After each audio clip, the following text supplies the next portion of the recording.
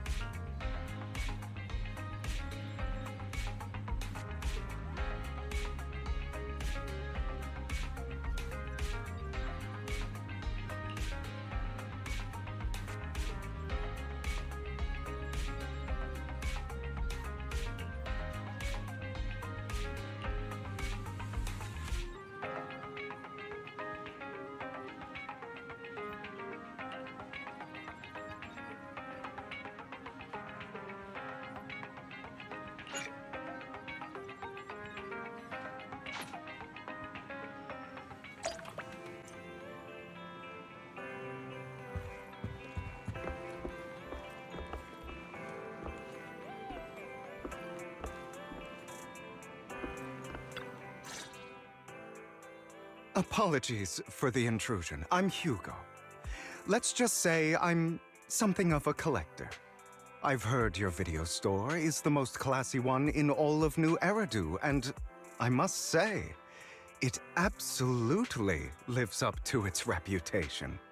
The ambiance here is understated yet refined, elegant but still cozy. It's so soothing, like a steady beacon in the dark. I've also noticed some well-known individuals frequenting this place, including elite members from PubSec and HSO. Your achievements at such a young age truly impress me.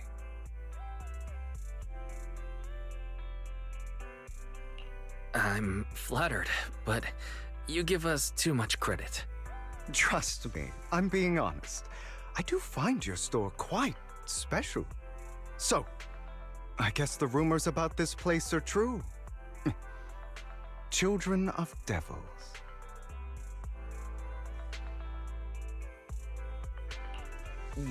What are you talking about? I'm not following. Am I imagining it? Or do you seem really nervous all of a sudden? Children of Devils is an old movie I've been searching for, but it's so niche I can't find a copy in good condition. Or perhaps, did this movie remind you of something else?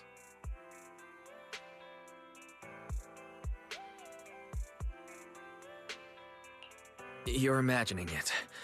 I'm just surprised there's a movie we haven't heard of. No worries. Like I said, this movie is rather niche. Despite the word devil in the title, it's actually about vampires. I'm sure you already know. Vampires were a popular fictional concept back in the old civilization. Typically, they are pale-skinned, well-dressed, exuding a mysterious and dangerous aura. But beneath their immaculate facade lie lethal fangs for draining human blood.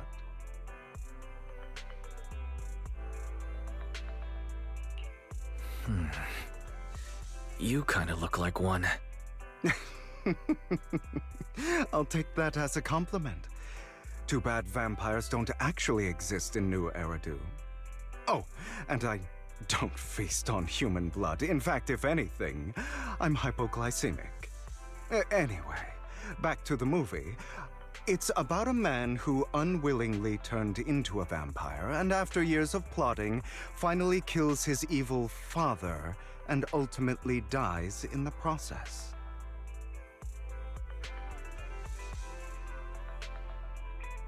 So, it's a tragic story. I actually think the ending is pretty good. At least he accomplished his goal, and death was just the price he was willing to pay. Well, it's a shame you don't have the videotape I'm looking for. I'll just grab a copy of every movie you currently have for rent.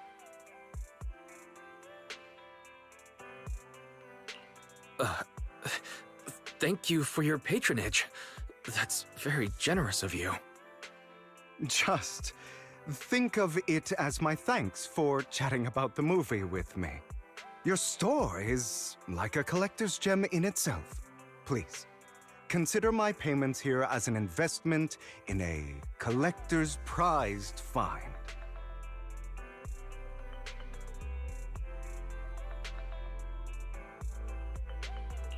Your definition of a collectible is pretty broad, just as I'd expect from a collector.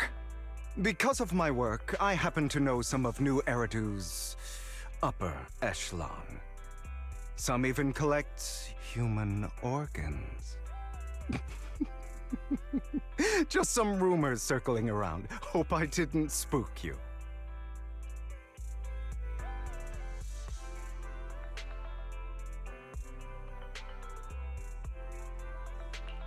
No worries. I don't scare easily. I've seen my fair share of crazy stuff. Guess I was worried for nothing. With so many high-profile individuals visiting here, I'm sure you're well-connected and experienced in various fields. Speaking of which, there's a big industry auction coming up. They'll probably have lots of collectibles, maybe even rare videotapes not on the market. If you'd like to attend, just let me know. Oh, by the way, I saw a marketing event at Lumina Square. Looks like there's a raffle going on. Go check it out if you're interested. Maybe you'll stumble upon something exciting, especially at a place so close to the upper class. After all, there are always secrets hiding behind the light. Well, thanks for today. I'll take my leave for now. Until next time, my precious friends.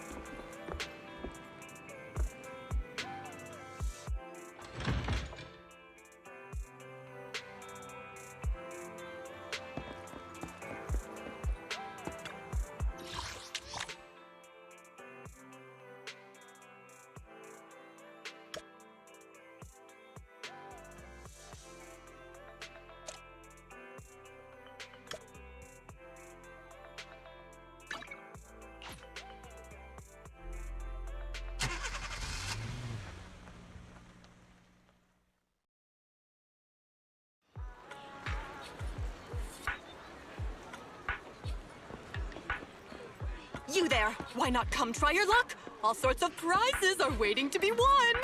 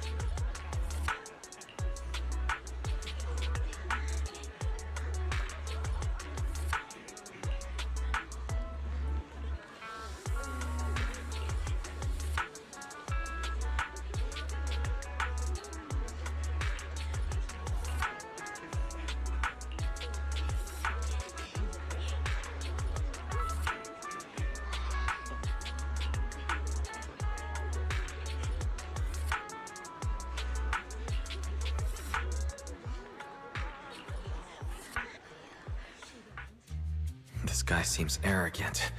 Maybe I should take a tougher approach with him. Quit the act. I've seen right through you. You may look harmless, but I know you have a secret identity. Your crafty skills have caused headaches for countless people. Not to mention, you're revered in your field. Everyone knows who you are. Your true identity is a member of the most infamous band of thieves in New Eridu, Mockingbird!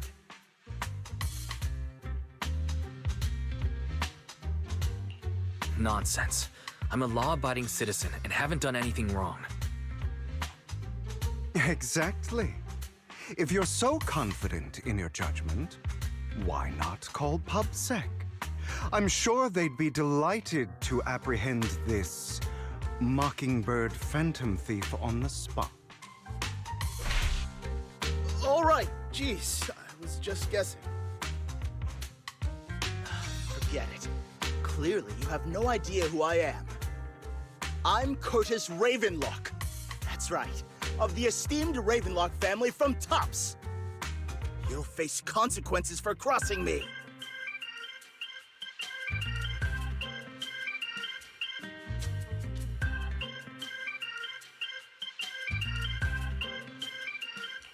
You're an esteemed member of Tops. Why join a raffle with us regular folks? Offense is the best defense. Seems like you've got that down. I'm only here because my family sponsored this event. I just joined the raffle for fun.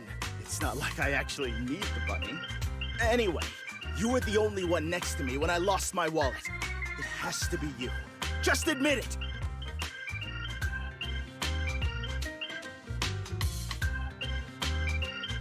Listen, you can't just throw accusations around. You'll be held accountable for what you say. I did not steal your wallet. But if you insist that I did, let's go to PubSec together. Of course, if you can't prove it, I'll be pressing charges against you. Press charges? That's a bit too extreme, don't you think? Looks like you found the right approach to deal with people like him. In any case, my wallet is missing. It had a ton of dennies, so someone's got to answer for that.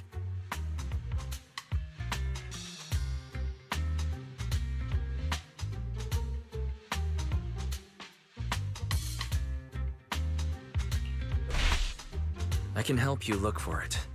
You might have just dropped it somewhere. Impossible! If my wallet had slipped out, I'd have noticed. Nice attempt, but it's not very effective. Clearly, your accusation is baseless, Mr. Ravenlock. Your outfit, while elegant, shows unironed creases and noticeable signs of wear. You've likely worn it for a long time. Plus, the wet ink on your cuffs suggests that you rushed straight here from your workplace. Likely so you wouldn't miss today's raffle. All in all, it's clear you're not well off and quite careless. Chances are you lost your wallet yourself, and it probably didn't hold much cash. Is that why you jumped to accuse others? Hoping to leverage your family name to make a quick denny?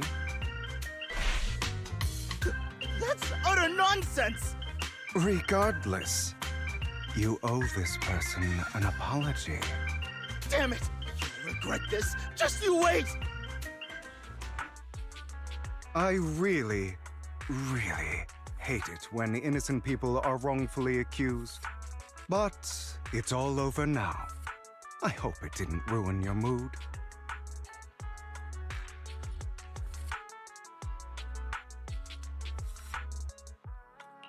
I still have some doubts. Did he really just drop his wallet? Regardless of what really happened, he got what he deserved. He should have known what would happen the moment he falsely accused you.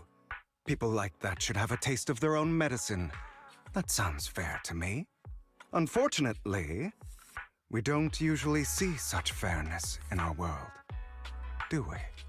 That's why sometimes I don't mind resorting to unconventional methods to right the wrongs. You seem to be implying something. Don't tell me...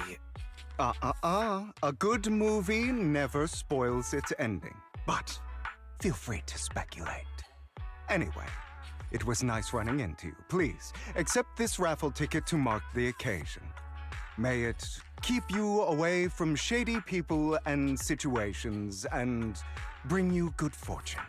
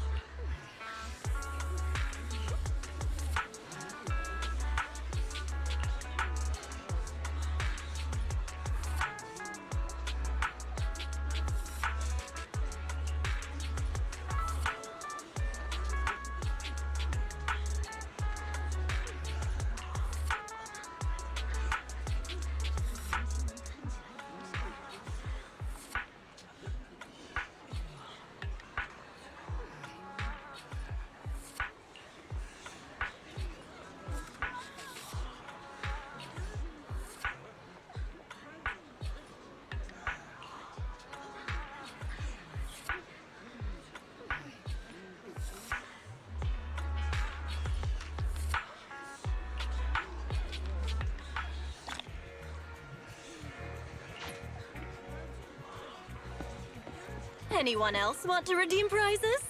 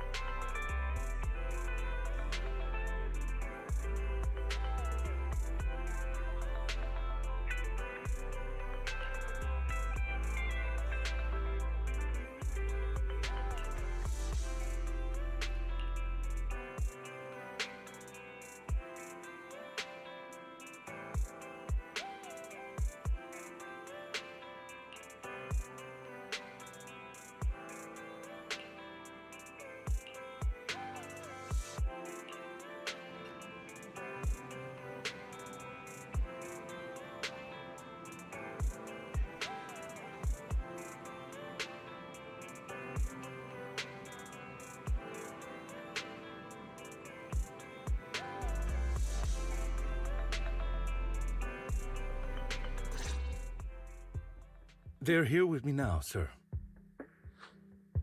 I'm glad to have the chance to speak with you, young'uns. Helios Academy used to be a peaceful and comforting place.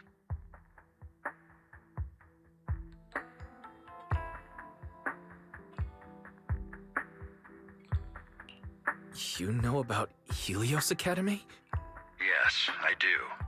And I knew your teacher, Carol. She was a kind person. I was truly sorry to learn that she was the one held responsible for the fall of the old capital.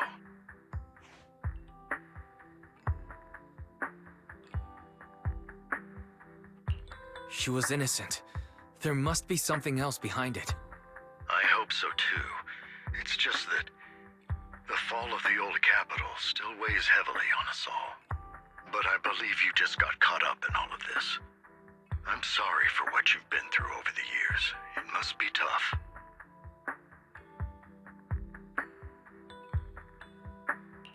One day, we'll find the evidence to clear her name. Then I sincerely wish you success. The real reason I reached out to you is to tell you something very important. Something about your eyes. I stumbled upon some of the data Carol left behind. She spent much of her time studying ways to minimize the side effects of your eye implants. Teacher. She was always looking out for us. Yes, which is why I believe this was her final wish. As her friend, I want to see it through. Simply put, your eye implants are directly linked to your brain, and their functionality depends on your body's limits. As a result, the HDD system takes up a part of your body's capacity. This leads to certain issues, the most notable being that it suppresses your innate ether aptitude. I brought in a team of specialists to analyze Carol's data samples, and after some effort, they created a plan to upgrade the HDD system.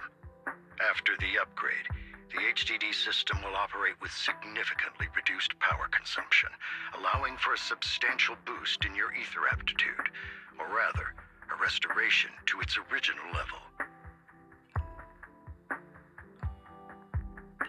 Do you mean that once the HDD upgrade is done, we'll be able to enter the hollows ourselves without EOS? Exactly.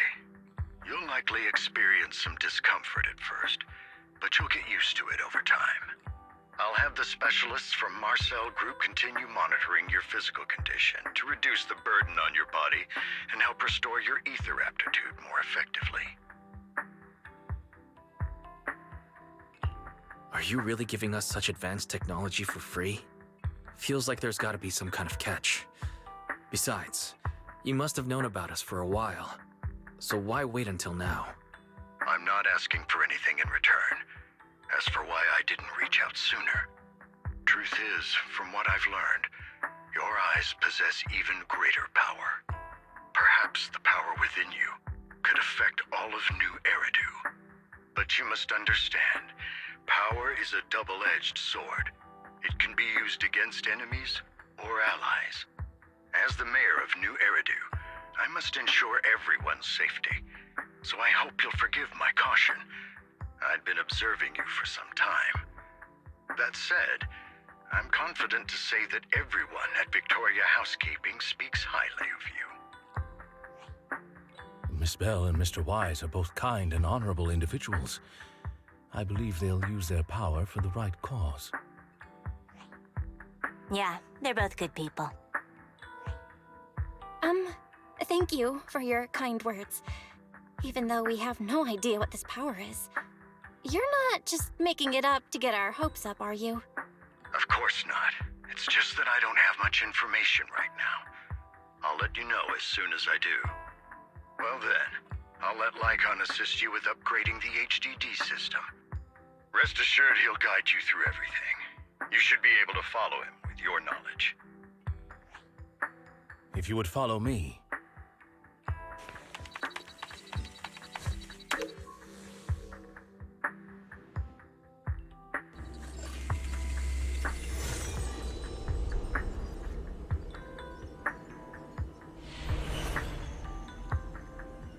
How are you feeling now?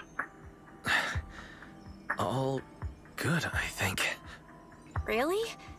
I'm feeling a bit off. body is adjusting. Give it time to adapt to the changes. As a precaution, hold off on entering the hollows until you feel better. I see. In that case, I'll sit back and help Wise for now. It's quite impressive one of you adapted so quickly. Your ether aptitude is now on par with most hollow investigators, meaning you're ready to explore regular hollows. But you must be careful at first. Lycon, Ellen, why don't you two go along? One of the data piles in the hollow near the metro is malfunctioning, and we need a skilled proxy to address it. I'll assign this task to you. Of course, you'll receive fair compensation upon completion. Take your time in the journeys ahead. You've got plenty of time to uncover your full potential.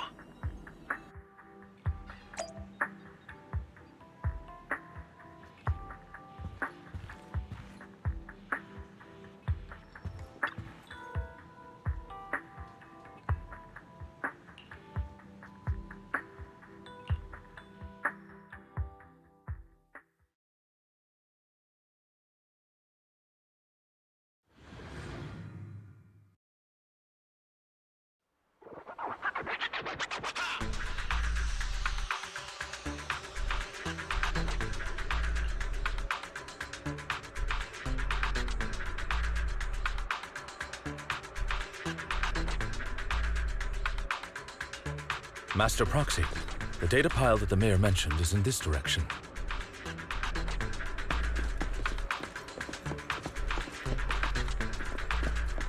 Let's keep moving.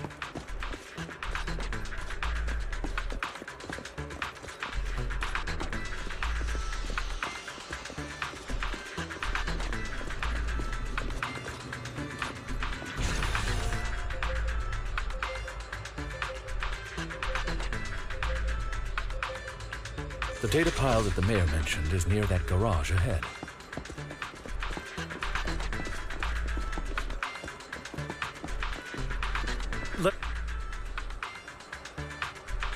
What a pain.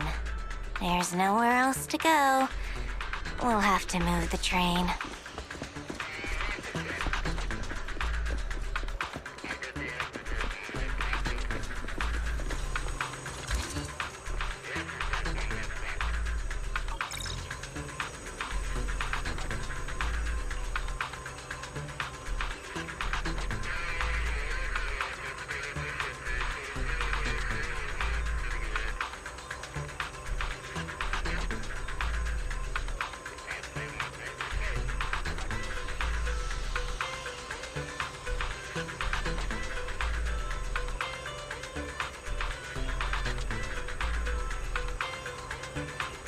We should search for the passcode nearby to disable the laser, and then move the train.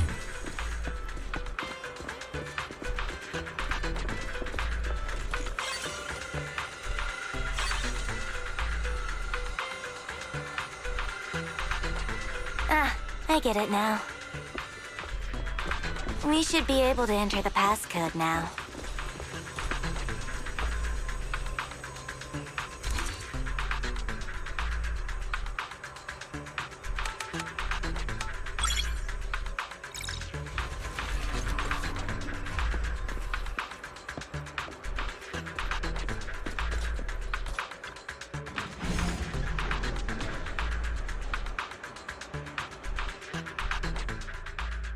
How are you feeling now, Master Proxy?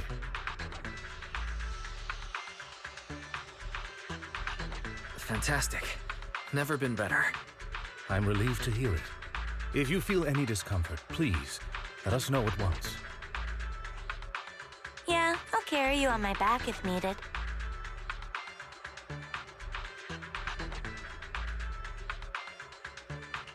Well, that won't be necessary. You've always had a sharp mind, and now you've got the muscles to match. Thanks for the compliment. No, I was just thinking. When will you pick up some fighting skills? If you can fight, you could handle things in the hollow all on your own. That'd be pretty neat.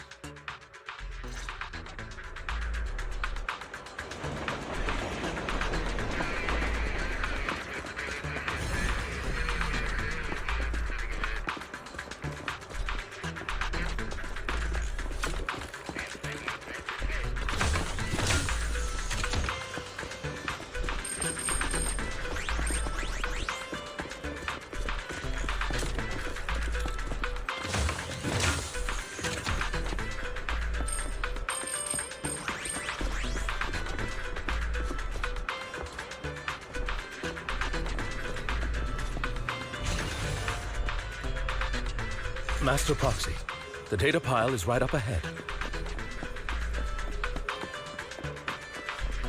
It seems to be guarded.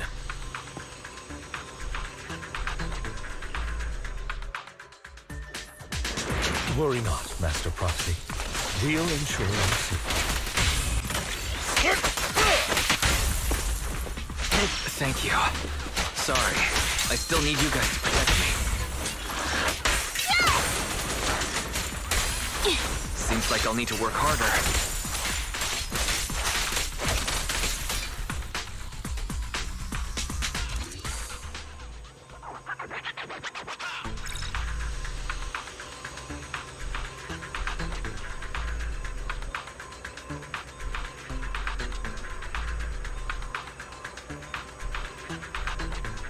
Oh, it's another passcode. We should be able to find the passcode nearby. Let's keep an eye out for it.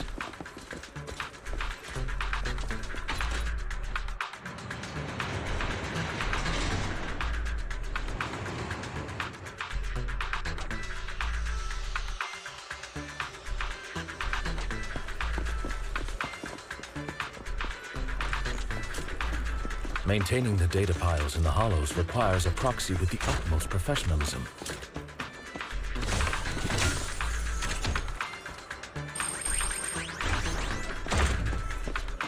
It is Victoria Housekeeping's honor to maintain a professional relationship with an outstanding proxy such as yourself.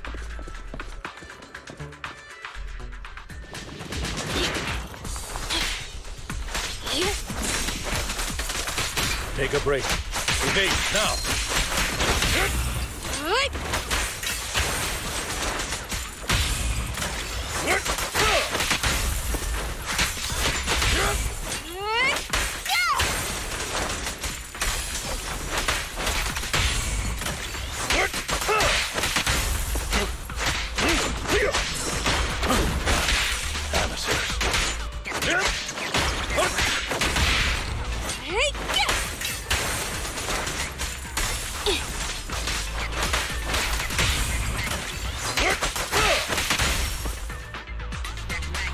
Master Proxy, let's take a look around this area. We might be able to find clues regarding the passcode.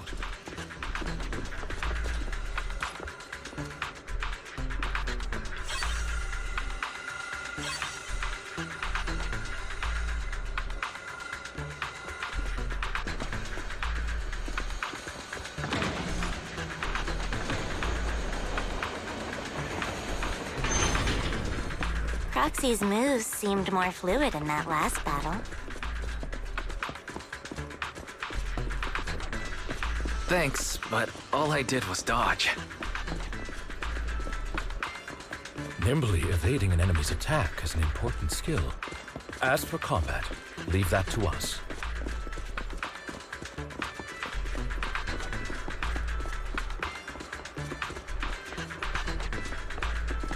Master Proxy, this should be the second passcode.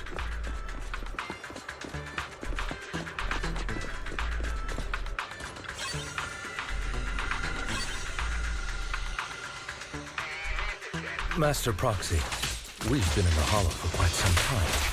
How are you feeling? Don't mess up my nails. I feel fine.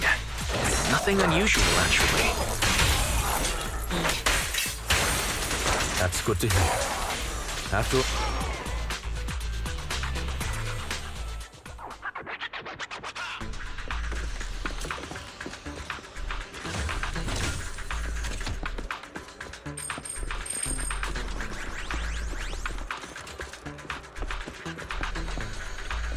Last passcode is here.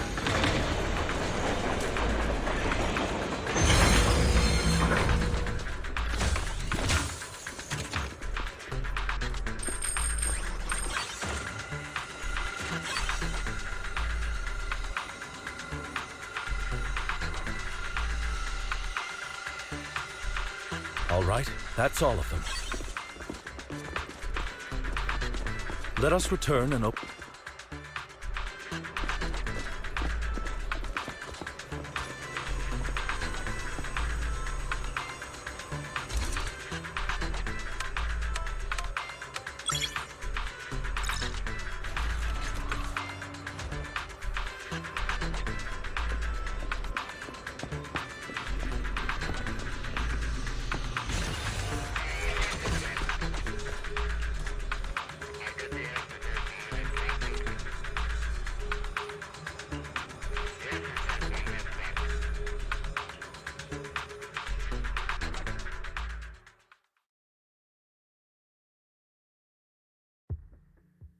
The mission was a success, sir. Master Phaethon's performance was outstanding. Excellent. You truly are exceptional. I'll be frank. I contacted you because I need your expertise for an important task. I'd like you to participate in an auction and help me secure an item up for bid. Hold on. Is it the same auction I heard about? The one with all the high-profile attendees? Yes, that's the one. I knew asking you was the right choice. Since you're aware of it, I'll get straight to the point. It's related to the sacrifice you encountered. Sacrifice? It's back? Remember the sacrifice you took down near the construction site? Public security did some research after retrieving it. It turns out it can maintain its form outside the hollow and carries human genes. Within it, we extracted a mysterious core. This core possesses the same inexplicable power as the sacrifice, allowing it to exist without relying on ether. However, the core was recently stolen from the most secure lab in New Eridu. We suspect this is an inside job rather than an external theft. We searched extensively without success, until I saw the auction flyer. The core has been concealed within an auction item.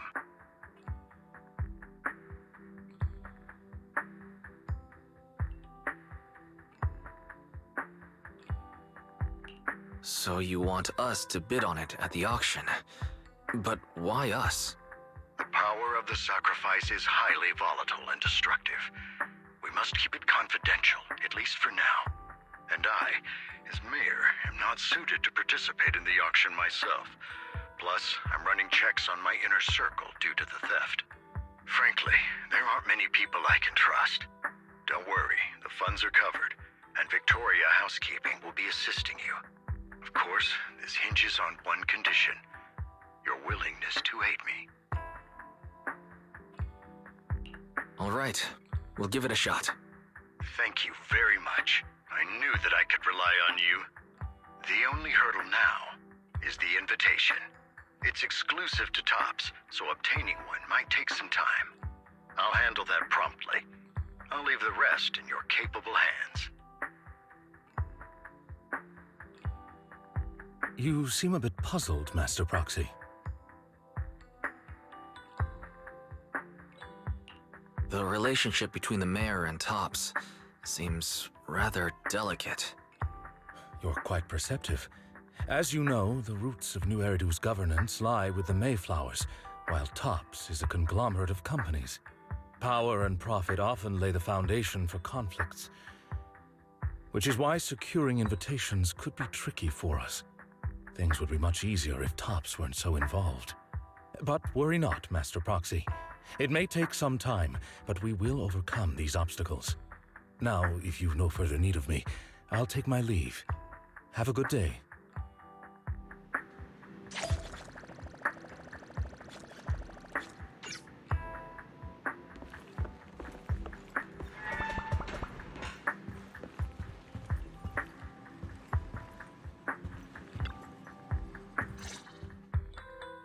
Didn't that collector Hugo mention if we wanted to attend the auction, we could give him a call? But he didn't leave us his contact information. Odd, right? If he wanted us to contact him, why not leave a number? Did he just forget?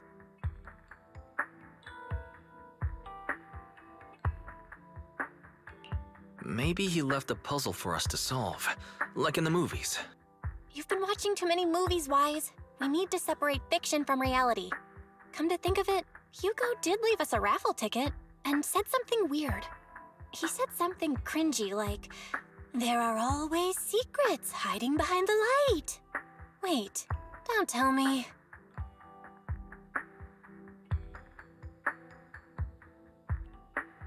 I get it now. This guy watches way too many detective movies. Anyway, let's try contacting him. Aha, it's you, the manager of my favorite video store. Glad you've cracked my little puzzle. I've been waiting for you to contact me. I was worried I might have left a bad impression.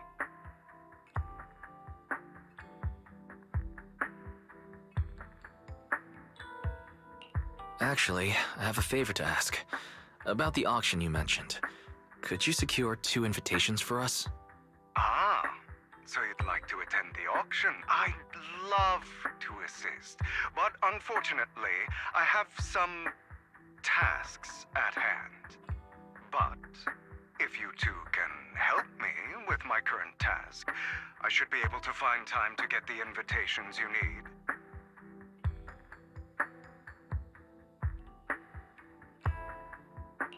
What kind of task? Is it something I can handle? Nothing too dangerous, I hope.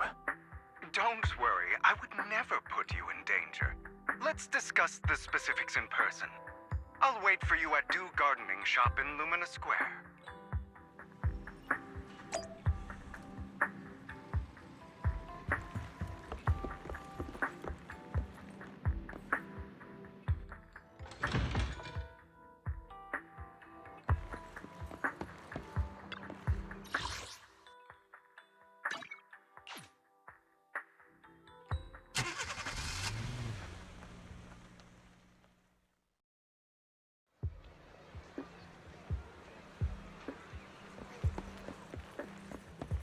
You've arrived, my friend.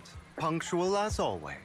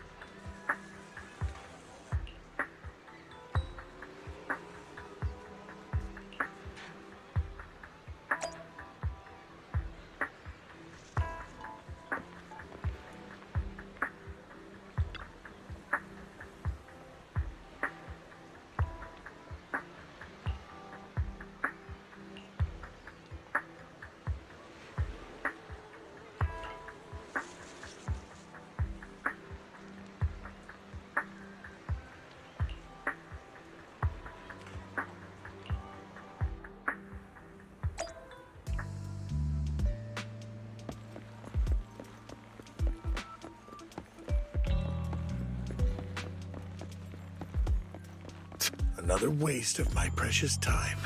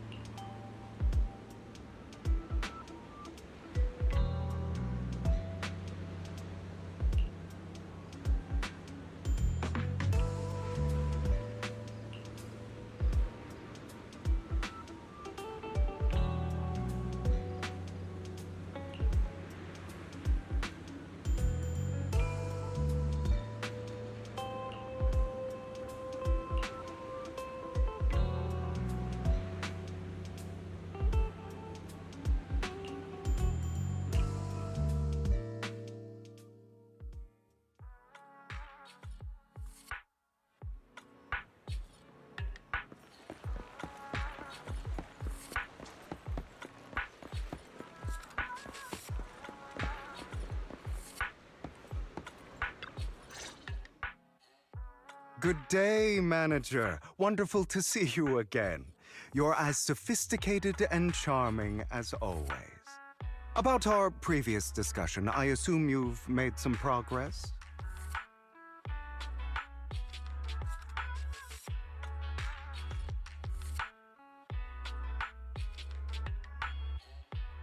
I see. Looks like it's more complicated than I thought. I appreciate your help. Here are the promised invitations for you. One was mine, but I won't be able to attend as I'll be occupied that day. I had to pull a few strings to secure these invitations, so please, don't mention where they came from. Otherwise, someone might come hunt me down.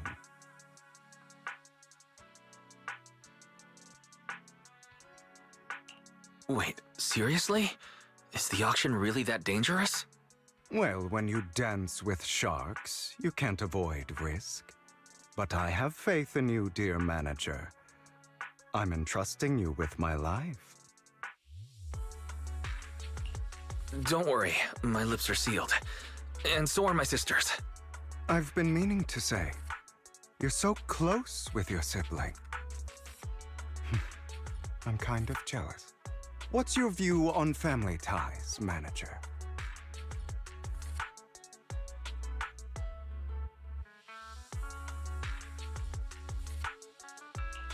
It's a bond you have to maintain carefully. Even as family, we might not fully know each other. For example, our someone who was like a mother to us loved us deeply, but also kept many things from us. Mother. Huh. For me, that word only brings fear, pain, and hatred. I once had a half-sister. Different mothers. Had? You didn't have a fallout over some big argument, did you? No, we never argued. I would like to try, but it's too late. She's been gone so long. I can barely remember her face.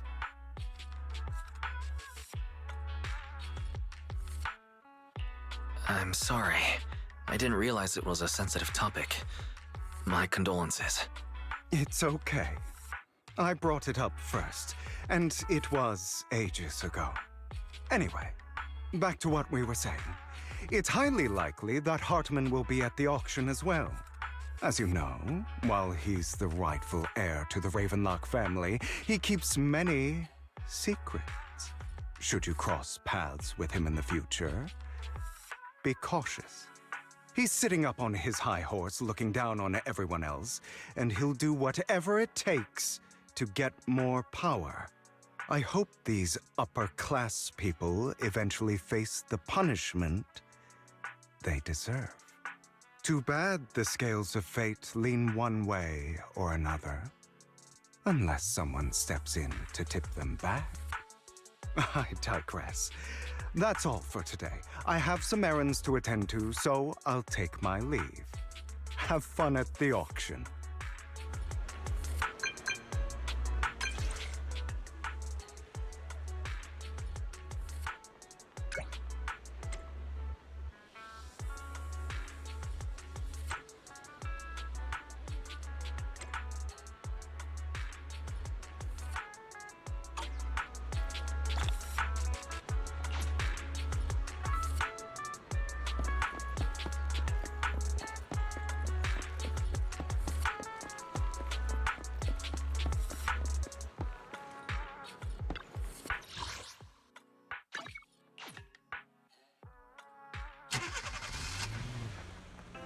It is a pleasure to see you again, Master Proxy.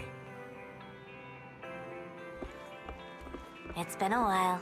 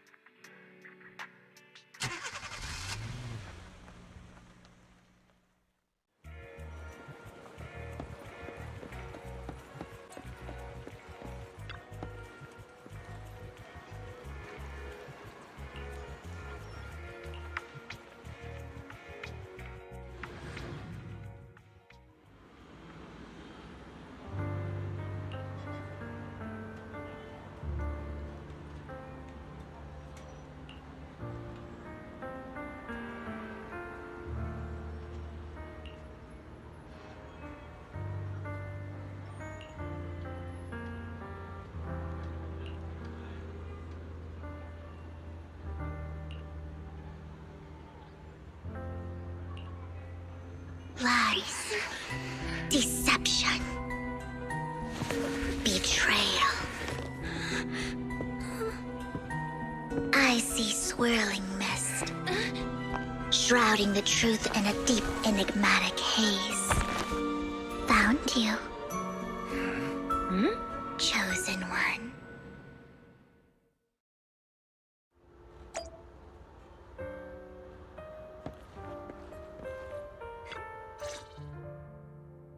You are exactly as I thought you'd be.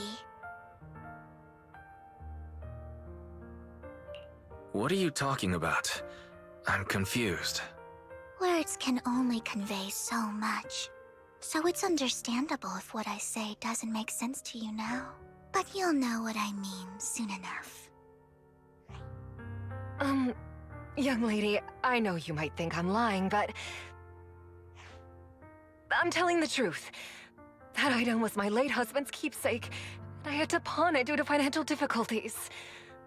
But I can't bear to see it auctioned away to who knows where. I'd never be able to get it back. Please help me bid for it. There's a hidden flaw in that item. If you point it out during inspection, it will be withdrawn from the auction and returned to the pawn shop. That way you won't have to pay for it.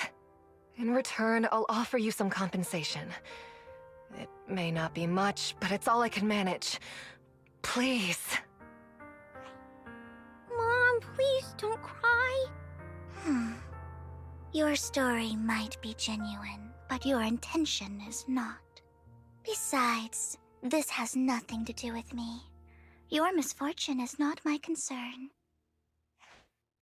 Young lady, you don't look like you're struggling for money.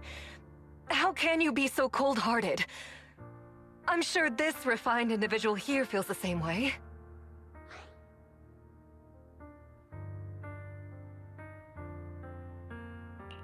Huh? Are you referring to me? Yes, you! If you're willing, could you please... The auction is about to start.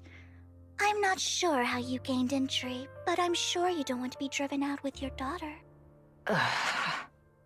And you?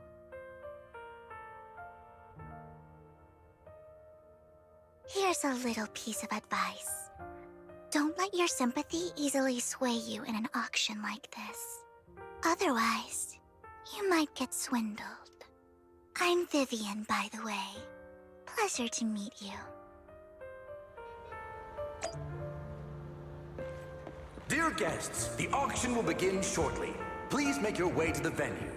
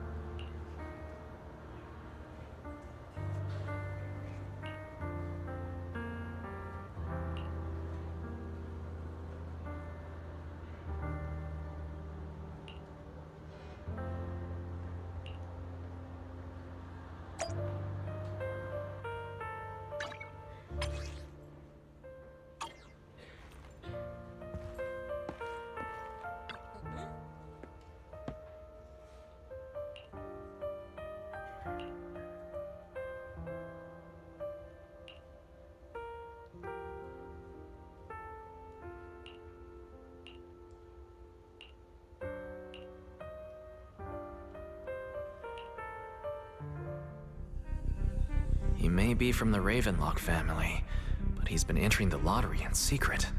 His financial situation might not be too great right now. Ugh, what rotten luck. I didn't expect to see you here. I won't back down this time.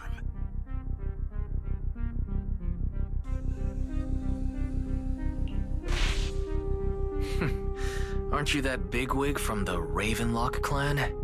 Surprised to see you at the same auction as us commoners. This is the top auction in the industry! I really don't know how you got an invitation, but I doubt it was through legitimate means. You seem a bit hesitant. His accusation isn't true, is it? You should just give up already. I'm dead set on getting this item.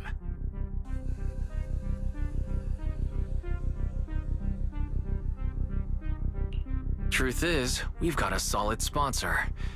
Give up, because we're going to secure this no matter what. So that's how you were able to join the auction? I knew there was something funny going on. Damn it! Am I really going to lose? Nicely done. I see you're getting the hang of manipulating your opponent's emotions at the bargaining table. Okay. Let's not rush into inflating the price. Seems like it's just the two of us interested in the item. Why don't we discuss this in private first?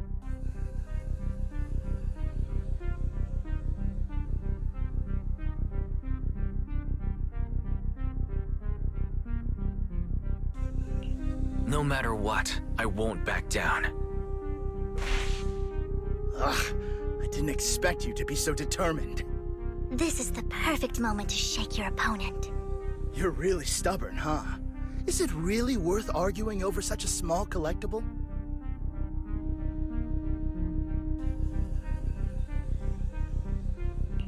That's right. The Denny's in our pocket is our biggest advantage. Host, I'm raising the bid. The price is way more than it's worth. Forget it, I'm out. It's a bit overpriced, but it's still acceptable. Regardless, congratulations on your winning bid. Though, in my opinion, its aesthetic style is a bit ahead of its time. But as long as you like it, that's what matters. After all, the true value of art is in the love people invest in it. The next item is truly exceptional. The final creation of a legendary artist, the only one of its kind in all of New Eridu. The artist's tale is quite fascinating. Unrecognized during his lifetime, his works were discovered by art collectors after his death and became hugely popular. Because of this, authentic works are few and far between, making each one incredibly precious. And this stunning final piece, anyone who loves his work won't want to miss it. Without further ado, let's get started! Starting bid, 200 million Denny's! If I can get it for under 500 million, I can still turn a profit. 300 million! If I'm not mistaken, Wise, isn't that the item the woman asked Vivian to bid on? Yeah, that's the one. If our budget allows, perhaps we should. 1 billion. Even if his final piece is a collectible of this quality, starting at $1 million right off the bat. Since she doesn't have to earn her own money, any bid is just a number to her. Was that Vivian? Wow, she just said, "Don't let your sympathy sway you," then went ahead and bid anyways. Yeah, but she can literally afford not to take her own advice. Ooh, this elegantly dressed lady certainly has refined taste and deep pockets. So, is anyone ready to challenge this young lady? Invest in the legacy of a talented artist who left us too soon. Its value could double in the future. I'd advise against it. I'm going to bid on this no matter the price tonight. This young lady is certainly very confident. Our time is almost up at $1 billion. Going once, going twice, going 3 times. Sold for $1 billion.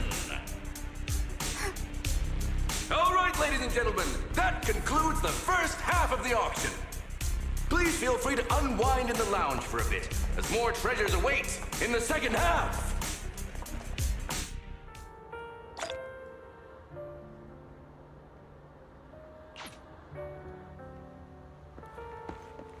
The coffee here is drinkable.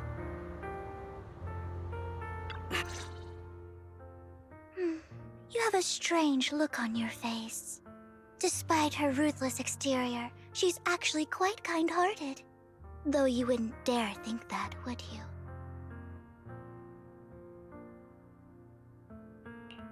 Not at all. That's not what I'm thinking. You're not being honest, and I don't appreciate deceit. Just to clarify, I didn't assist that woman out of kindness, nor do I plan on giving up the item I just purchased, because it's nothing more than a common scam. A scam?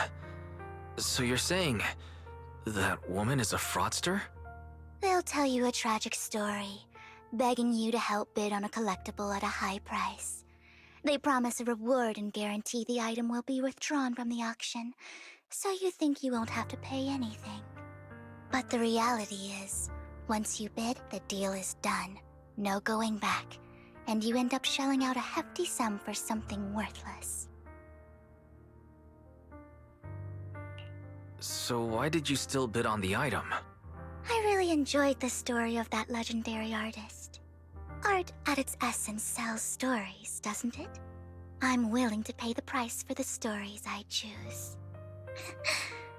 That's another lie. Looks like you believed me.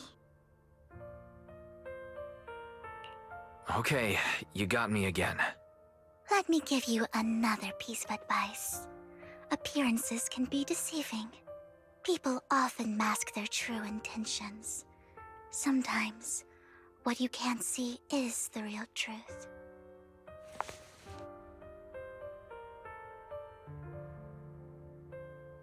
I hope next time you'll accept my invitation, and not that of these pretenders. I'll see you soon, my friend of many secrets.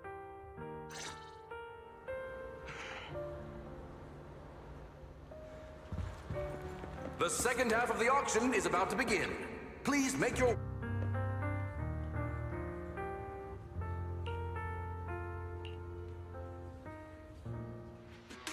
Ladies and gentlemen, welcome back! Up next in our auction is tonight's showpiece, the one-of-a-kind Robe of Heroes! Legend has it that, long ago, this was a garment that only a hero could wear. What's truly fascinating is the unique gem embedded in the collar of this robe. It's unlike any gem I've ever seen. Almost magical.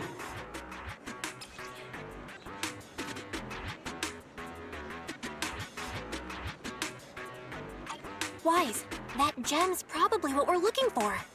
Such an important item, yet it's just there on a piece of clothing, completely unprotected. How gaudy. This auction sure is busy. There's people of all sorts, whether they belong or not. Robe of Heroes. What a tacky name. Nonetheless, I'll secure it. In the name of the Ravenlock family. Yes, I see it. Seems authentic. Of course, I'll keep an eye on it.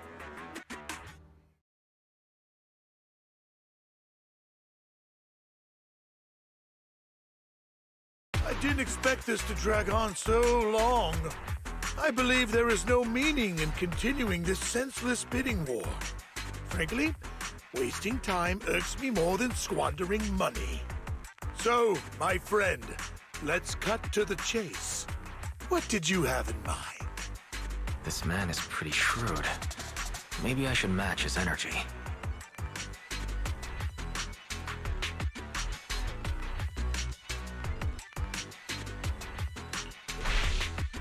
All I want is that Robe of Heroes. What a pity. We both have our sights set on the same item. It seems there is no hope of us coming to an accord. I'd suggest taking a less direct approach with someone like Hartman, lest he prey on your weaknesses. There are more antiques in this auction than just the robe. Why rush into this? You might find something else you prefer.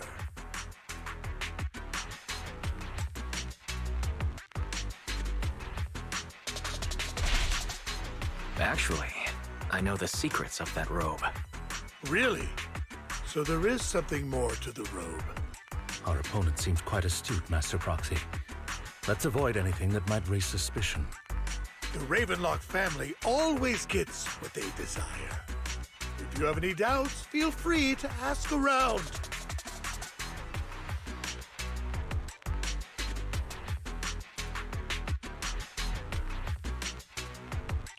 What a coincidence. I, too, always get what I want. You're quite confident. You know when to stand your ground. Well done. My time is valuable, my friend. I've already lost a significant amount of dennies talking to you. If I offer you a token of appreciation, let's say a hefty sum of dennies, would you consider backing out of this bid?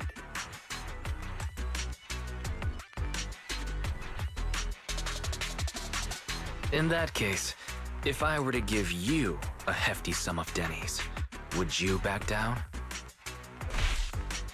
I fear my price is beyond your means. It's been a while since someone dared speak to me like that. All right, since I can't sway you, we'll have to settle this with our financial power. But let me be clear. No matter how high it goes, I won't back down. Drat. Though the mayor gave us a substantial amount of dennies, I have a feeling it won't be enough to win against someone with this amount of financial power.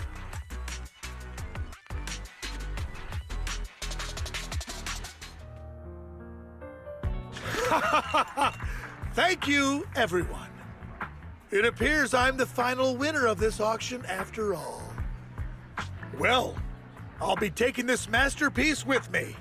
Of course. I must extend my sincere gratitude to all of you.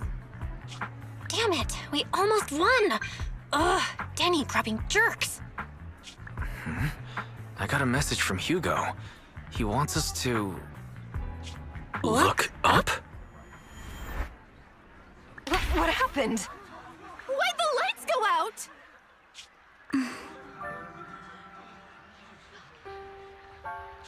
What's going on? The power went out? Mommy, I'm scared. Ladies and gentlemen, welcome to tonight's auction. My apologies for the long and dreary opening. Losers always have a lot to say. That guy looks familiar. Is that... What are you all standing around for? Someone deal with this intruder! How uncouth. I'm simply here to reclaim what's rightfully mine. You! When did you? Well then, tonight's show is coming to an end. I wish you all a lovely evening. Yours truly, Mockingbird. After him! Catch that thief or forget about getting paid tonight!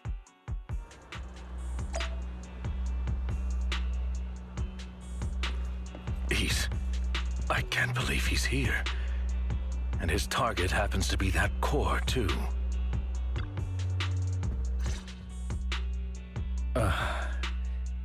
Forgive me, Master Proxy, but that...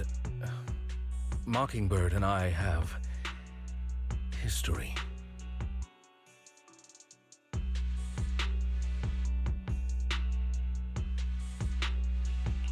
You might find it surprising, but I know him too. You do?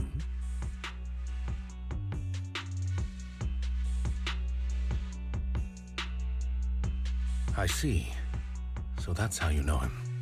Years ago, we founded Mockingbird, the Phantom Thieves Syndicate. Things started off well.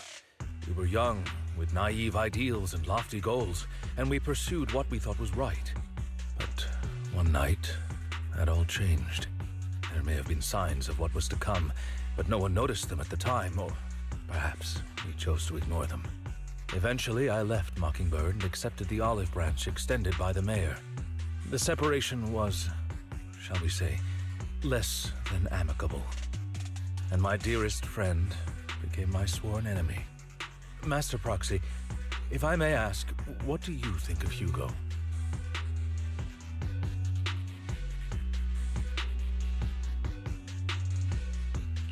Though he helped us before, and he seems pretty nice, I can't help but feel something's off. He is a part of Mockingbird, after all. Mockingbird has changed from how we envisioned it. And Hugo, too, No, it's nothing. In any case, he is very dangerous. I'm still unsure of his intentions, but we cannot risk letting him have the sacrifice core. Based on my past experiences, I can likely predict the route he'll take to evade his pursuers and escape. However, this path lies within the Hollow. Master Proxy, can you...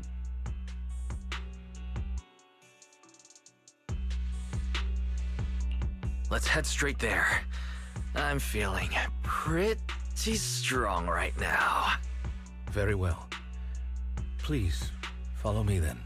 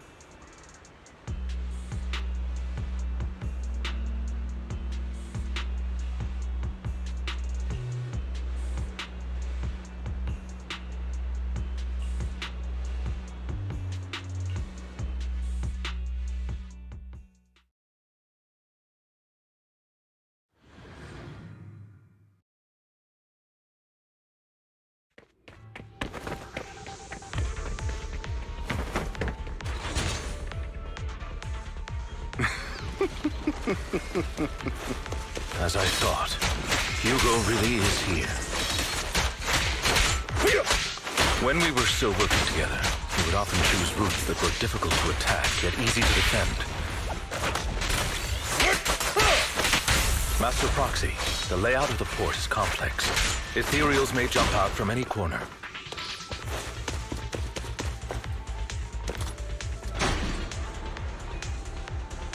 Do be extra careful.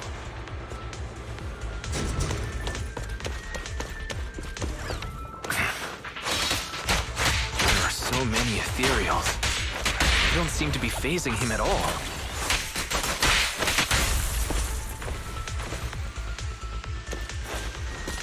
Though I am loath to admit it.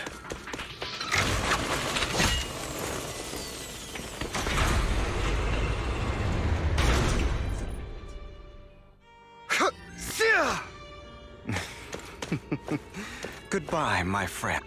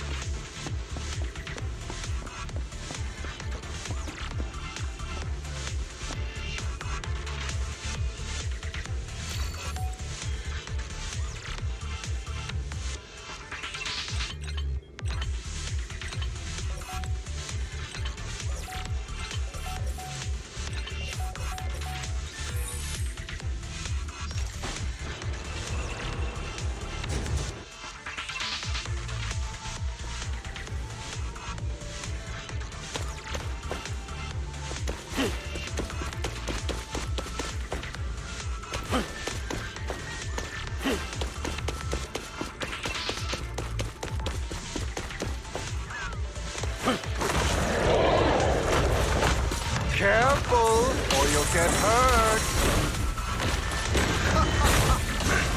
I'm not going to let you have your way. Master Proxy, that's one of Hugo's weapons. Make sure to avoid it. Stay calm now. He's extremely familiar with this place. Master Proxy, dragging this out will only be to our disadvantage. Let's proceed through here post-haste.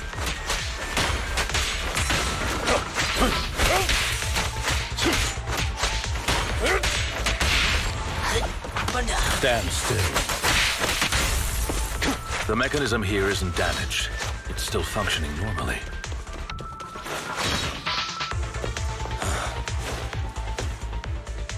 Something's not right. It feels too easy, almost as if it let us through on purpose.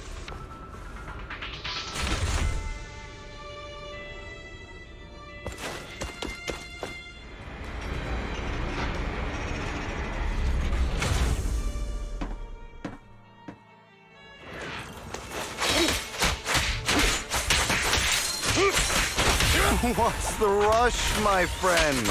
We still have...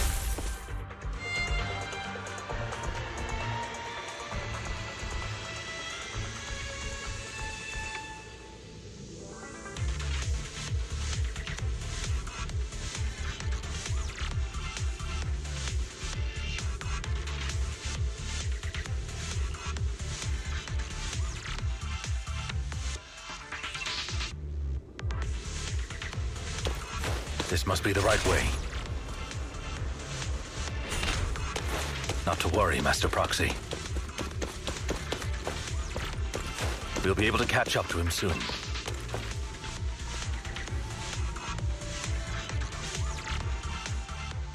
It should be this way. Are they from the auction? No, they shouldn't be able to track Hugo here. They're likely just hollow raiders. Back then, Hugo would typically retreat into a hollow after securing the goods. And as his partner, I'd be responsible for leading the pursuers astray. I'm unsure if he has a partner now, or who they might be if he does.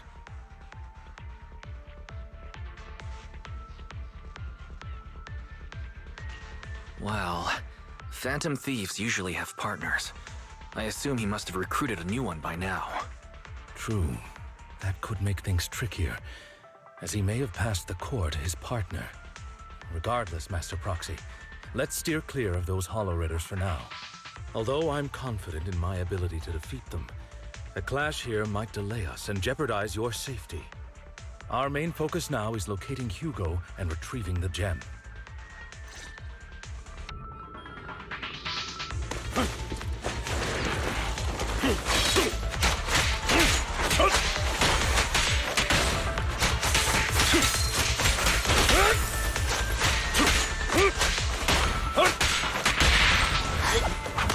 Stand still. He should be nearby.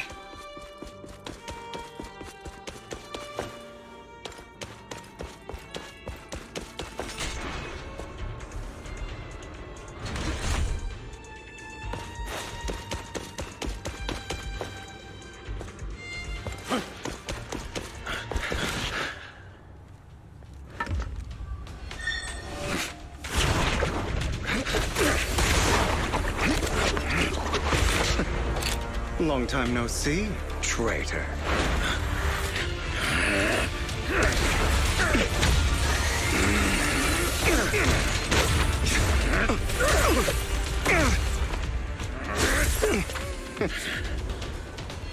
It was you who broke the oath, not me. You haven't changed, pompous and self-righteous.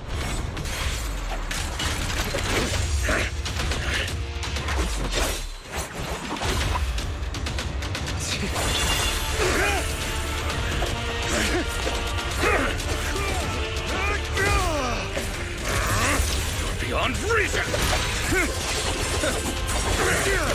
Both of you, enough already!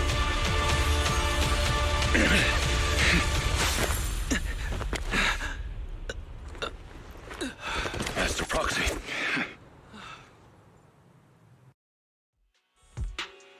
Are you all right, Master Proxy? Any injuries? I'm fine. I just forgot I wasn't using EOS. I thought your attacks would just go over my head. I'm not used to being this tall, I guess. Rest assured, Manager. My blade has always been steady. I'll never point my weapon at my allies, especially not you. As for that oaf, he has no sense of control in the heat of battle, even turning on his own comrades. I'd thank you not to spread lies. What? Are you denying it? I merely spoke the truth, didn't I?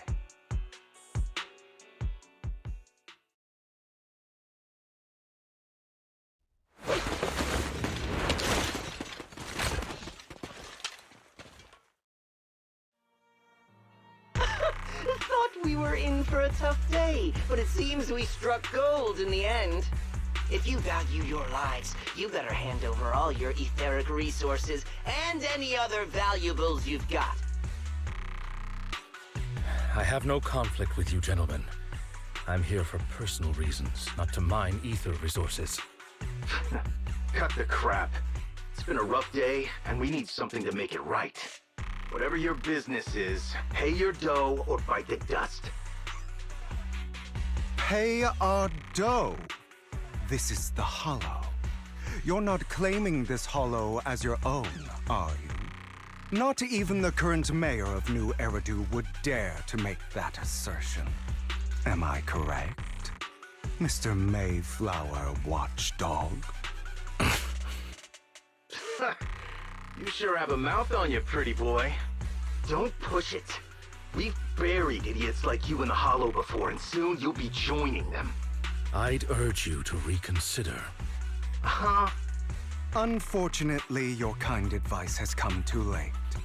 They've already worn my patience thin.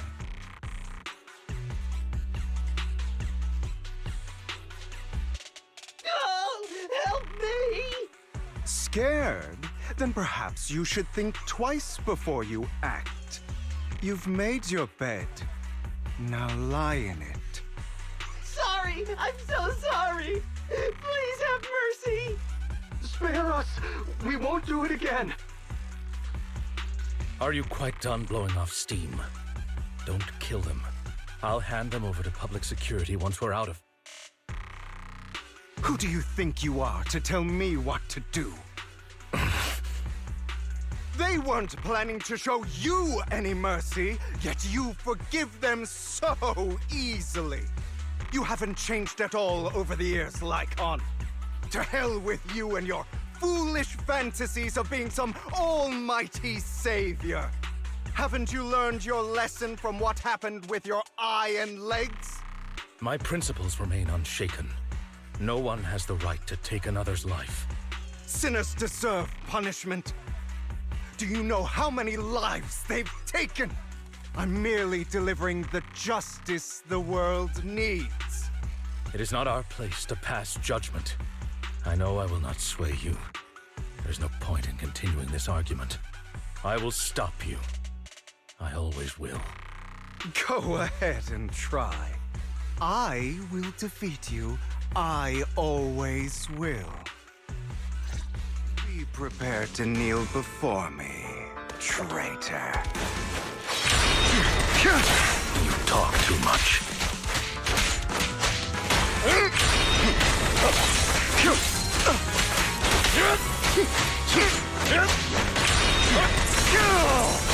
Out of my way!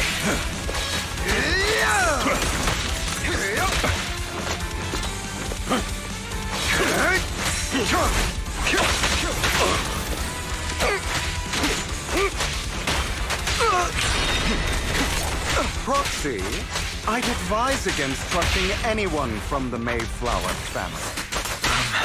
Do you two have to fight?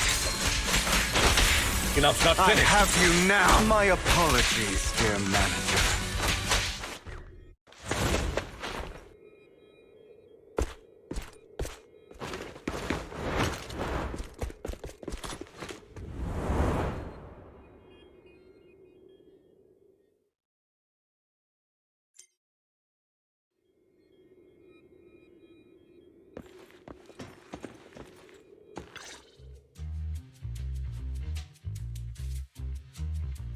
Worry not. Mastery of my skills will come in time. But there's something more important I would like to teach you. Something about faith. Does a phantom thief even need faith? Of course. What else would we fight for? For wealth, fame, and power to stand at the top so nothing and no one can imprison us. Isn't that what everyone desires? Or perhaps by faith, do you mean something asinine and empty, like justice, dreams, or friendship? Hilarious. Grow up, Lycon. It's time to let go of your naive fantasies of being some almighty savior. You just don't get it. All right, enough squabbling. What I'm trying to teach you is very simple. I may not walk the path of justice, but I do not walk the path of evil. There's too much injustice in this world, and there are times when it becomes necessary to right those wrongs with unconventional methods. Taking lives, however, is out of the question. Life is a precious gift, one that nobody has the right to steal. No one should have the authority to judge whether another lives or dies. Keep that in mind. I will. You don't seem convinced, Hugo. As you mentioned, this world is unjust. That's why we must strive to bring fairness to this world. Those who cause harm should face consequences, just as those who take lives should. But not all lives hold the same value. Sometimes, you may need to eliminate one if it means saving more. You're too proud. Your pride may lead you astray. I have my own path and beliefs, Jack. I'll determine for myself what's fair and unfair. Hey, watch your mouth. If it weren't for Jack, you'd be dead already. You're a smart kid, Hugo.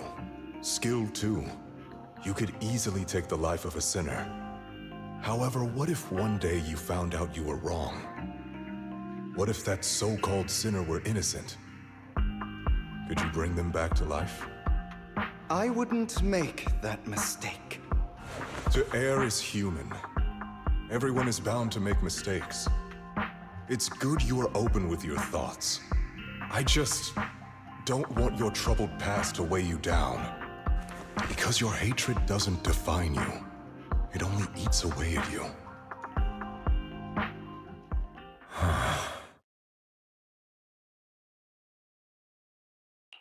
Are you okay, Lycon? You've been quiet for a while. My apologies, Master Proxy. I was just reminded of some past memories. Before Hugo and I founded Mockingbird, we had a mentor, Jack. He took us under his wing when we were in dire straits, imparting his skills and life lessons. But Hugo didn't agree with his viewpoints. Perhaps our paths were always fated to diverge. I've been curious for a while now. What caused you two to split? Mockingbird, faced numerous triumphs, but also setbacks. And one of them was a disastrous one. Hugo. You... Was this you? All this? So what if it was? Gone crazy? Have you been planning this all along? You bury all these lives in the name of vengeance? They deserve to die. Especially my so-called father. I should have killed him a long time ago. A really long time ago. You know what, Lycon? There's some people whose only purpose in life is to bring more suffering into this world.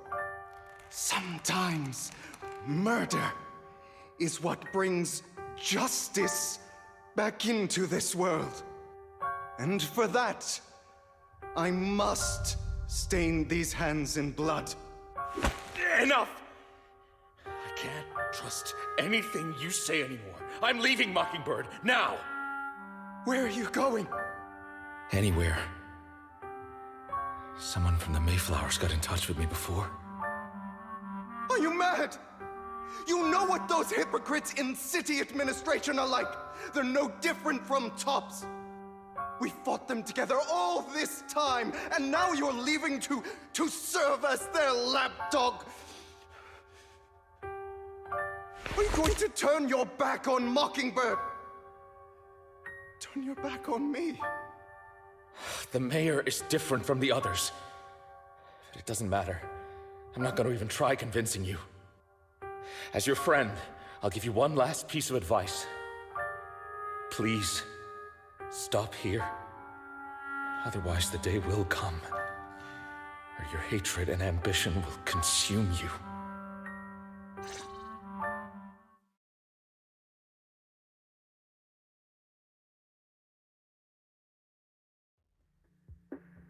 My apologies, Master Proxy, that you had to hear such an unpleasant tale. Hugo came from a powerful family, and his relationship with them was always strained, especially with his own father. So much so that Hugo wanted to personally put an end to him. After shouldering a mountain of injustice, Hugo ran away from home. That's when Jack and I met him. And that setback that Mockingbird suffered turned out to be intimately connected to his family. I had thought it was just a normal mission, when in fact he was plotting revenge. He took advantage of me and everyone else there. I do not mean to pass judgment on him and his decision, but I refuse to accept a partner who is willing to trample over other people's lives for their own desires. Perhaps his family left a mark on him that continues to influence him to this day. In any case, Hugo still has the sacrifice core. We should contact the mayor to plan our next moves.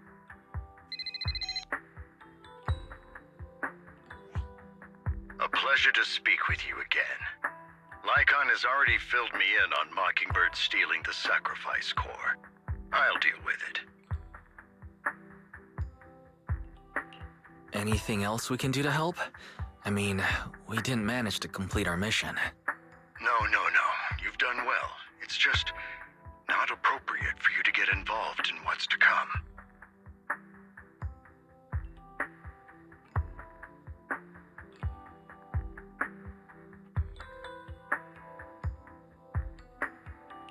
We've been through far more dangerous situations.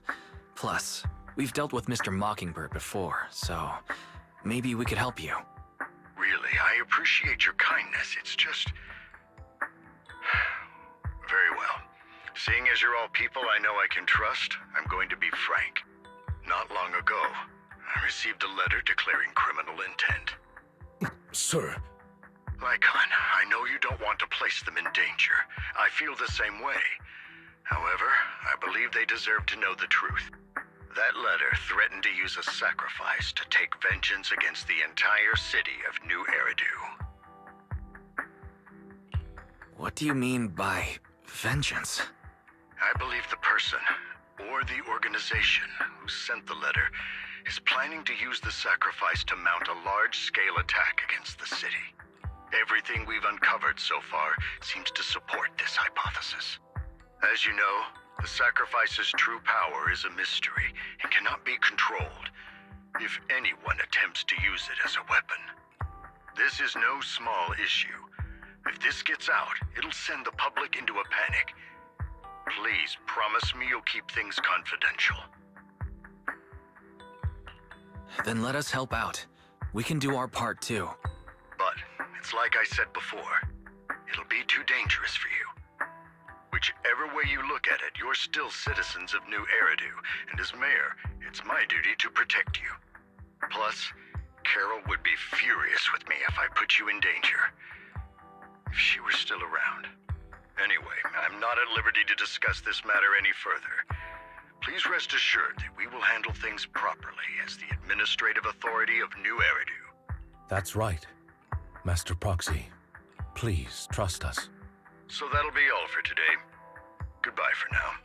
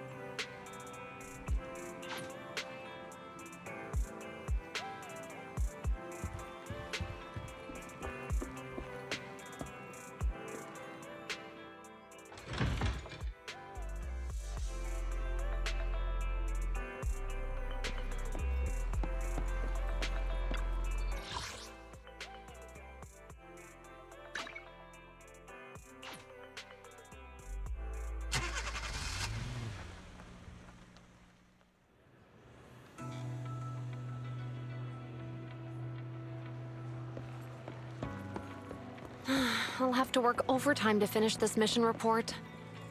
You're here!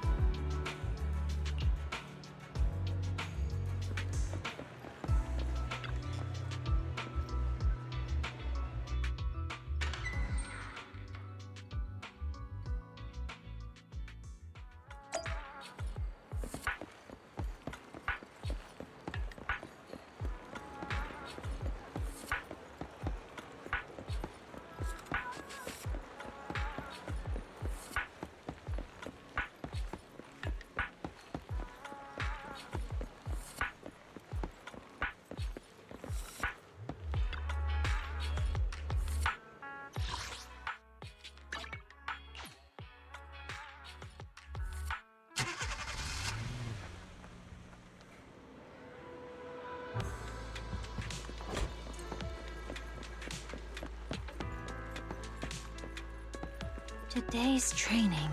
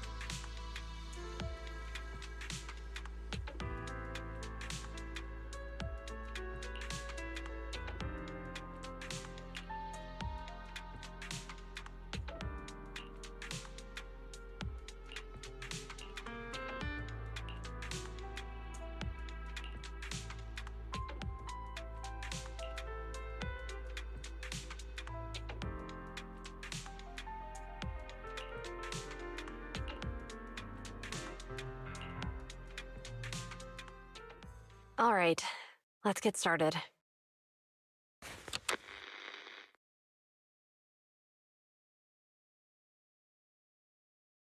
I'm probably not getting out of this hollow, but at least this tape recorder still works. Let's say these are my last words. I gave away my anti-corruption equipment to save those civilians, so I'm not in good shape. Unfortunately, we came up against a horde of ethereals right after that. I rushed over to fight them off and tried to save the civilians, but in the thick of all the fighting, I turned back and realized that I was somehow alone. Nobody was behind me. Luckily, I managed to defeat the ethereals, but the wounds and corruption I sustained in doing so should be fatal. I don't mean to cast the blame at all here, and if any of my colleagues ever pick up this cassette, I hope that nobody is ever held accountable. It's just human nature. It's normal. I just have a few regrets. Oh, what's that over there?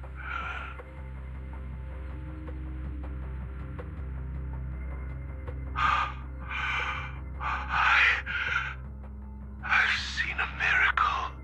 Yes, that thing is right.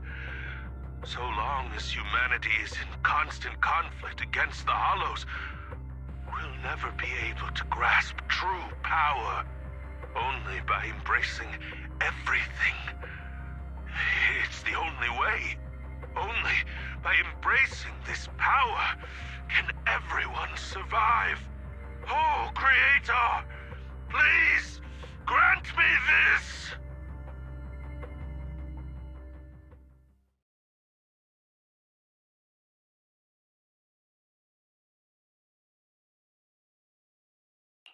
Are you okay, Julian? Don't be so down. Thanks. I'm okay. It's just, even though we had our suspicions, now that everything is out in the open, I can't help but feel a little... Well, at least now I know the reason why he changed. What did Bringer see during the recording? Whatever it was, he called it a miracle. I saw the mission report from that incident. Bringer emerged from the Hollow unscathed, completely free from injury or corruption. Plus, I remember him rescuing a few civilians and walking out of the Hollow together with them. But if that's the case, then it's at odds with the audio we heard. Which one is the true version of events? It's possible that both are true. Like if Bringer actually met a real god that completely healed his body and helped him save the others. And that's why his mood changed so much. Why he started believing the Exaltists. Because he witnessed a miracle. That sounds like a reasonable speculation at this point. But it still exceeds the limits of what we know. In any case, it's a clue that ultimately points to the Exaltists. I'll keep pulling this thread and see where it leads.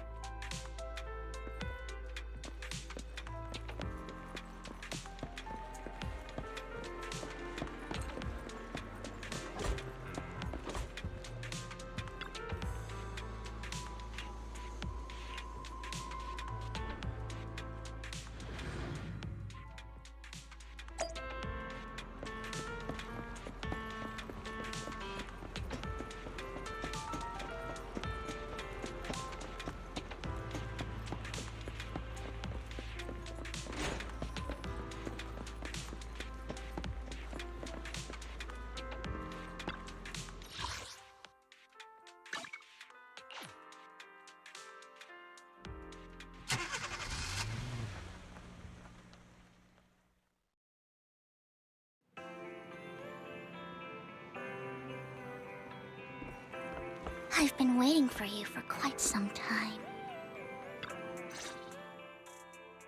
We meet again, Master Proxy. I imagine you've already managed to gain some info from the conspirators. About some people who wish to use sacrifice to launch an attack on New Eridu.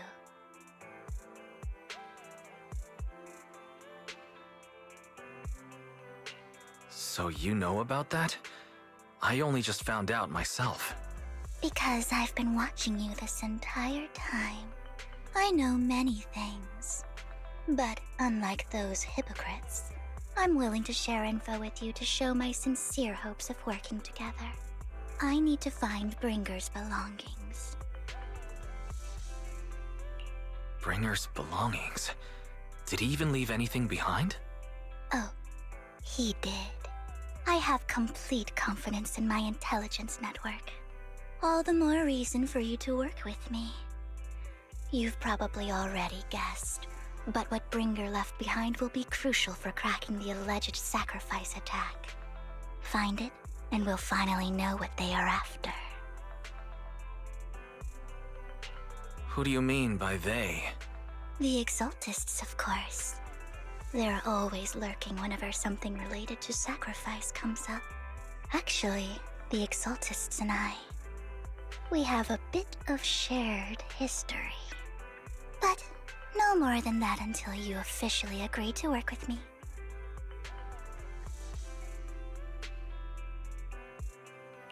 I'm still not sure. What's not to be sure about? We both share the same goal and I won't harm you. By the way, might I ask, you're not proficient at in-hollow combat, are you?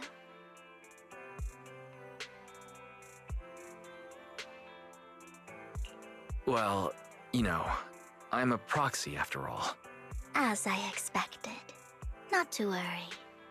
You're an invaluable proxy. All I require is for you to guide me. I mean, not even my darling Lord Phaethon can fight in the hollows. Hang on. What did you just say? Your darling Lord Phaethon? That's right. The best proxy in all of New Eridu. Lord Phaethon. Don't tell me you don't like him. It's not that I don't like him. It's just, it's a little complicated. Well, if it's not that you don't like him, then that means you do like him, right? And I know exactly how you feel. My love for Lord Phaethon is really complicated, too. Great, you're a fan of Lord Phaethon, too. But that makes sense. All of New Eridu ought to be fans of Lord Phaethon.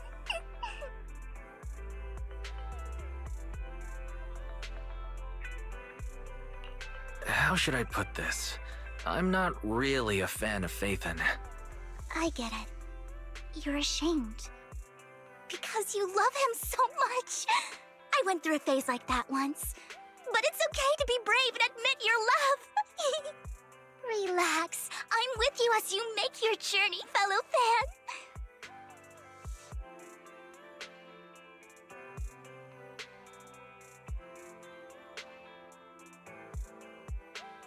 Oh my. Once I start talking about Lord Phaethon, I just can't help myself. Look at the time. I suppose that's all for today, then. I'll be in touch with more news.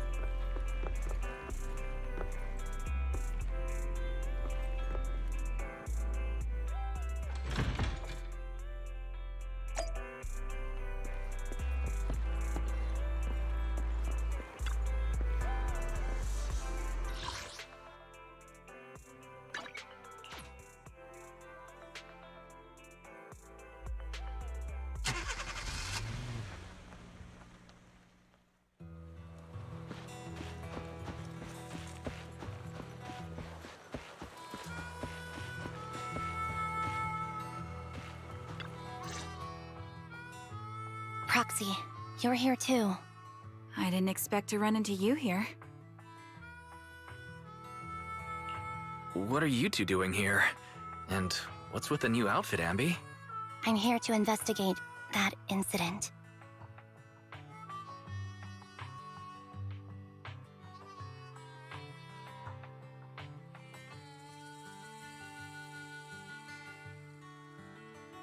I've recently dug up some clues about the person behind the operation, but my key contact is ultra cautious and keeps demanding me to prove my identity.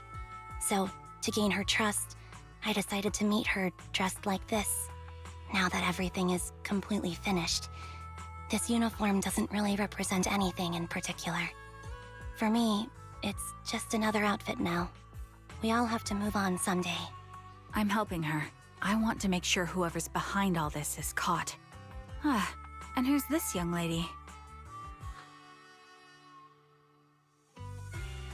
This is my friend, Vivian. We're here investigating a few things ourselves. Ambi, one of the Cunning Hair's most powerful members. And Trigger, an Opal Squad sniper. It's an honor to make your acquaintance. You know us?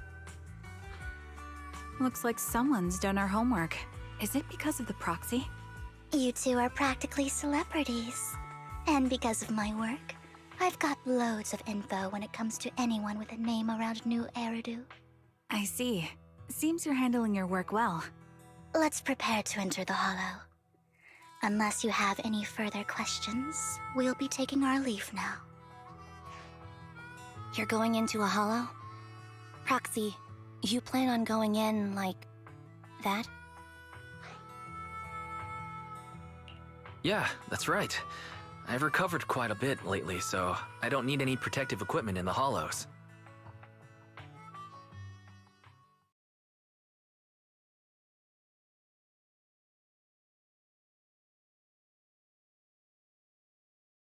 Huh.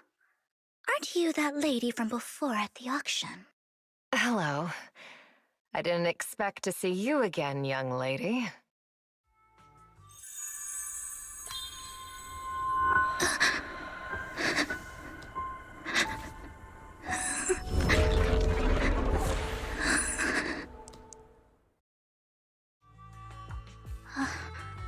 Vivian, are you alright? You look depressed. What's wrong, Vivian? Are you feeling all right? It's nothing. I just drifted off for a moment there. So then, what are you doing here? Don't worry. I'm not here to scam you. I'm waiting to meet someone. Don't tell me. You're my contact for intel? That's me. Ambi from Silver Squad, I presume? Pleasure to meet you. All right. I'm going to exchange some information with Miss Ambi here. So if you'll excuse me.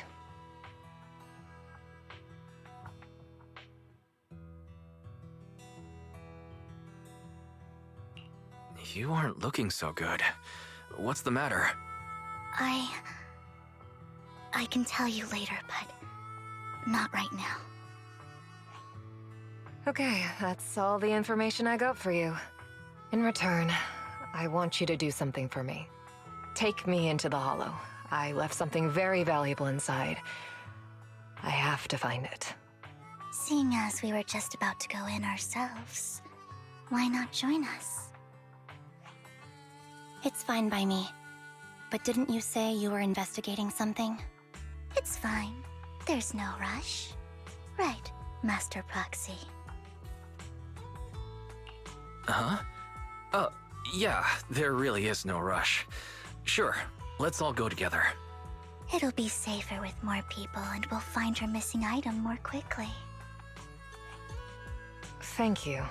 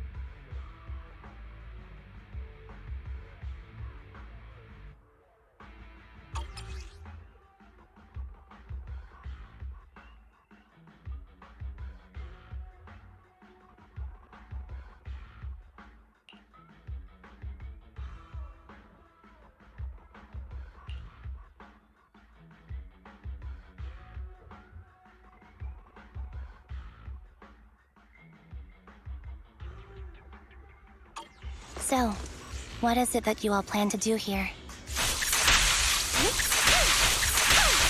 We are here to look for something extremely important.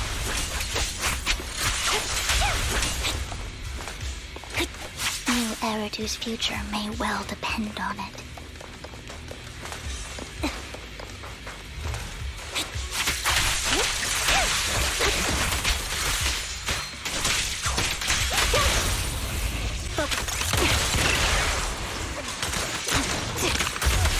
Adjusting for wind. Right on cue.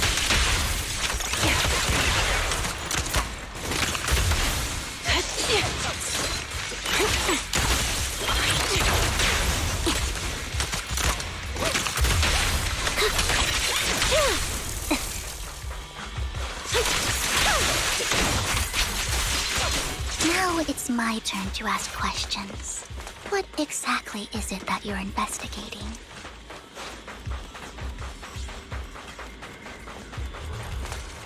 Since you're familiar with the name Silver, then you should know that it shouldn't exist anymore.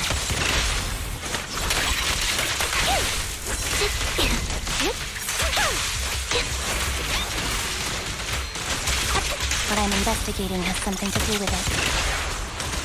Calibrating. The melody of combat. A perfect conduit. Resolve. Proxy, let's use that fissure to head to the next location.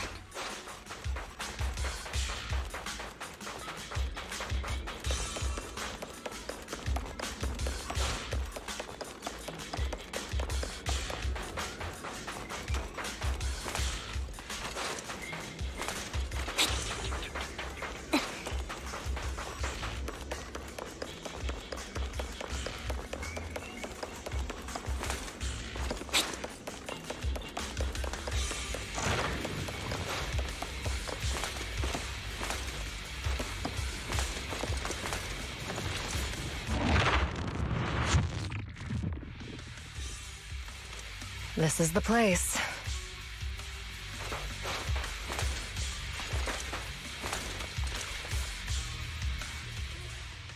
So, what is it that you're looking for? A ring. I was excavating ether here before and accidentally lost it somewhere. Please, could you all help me find it? It has to be somewhere among all this stuff here. Sure, I'll start looking. I'll go with you. I'll stay here with her then.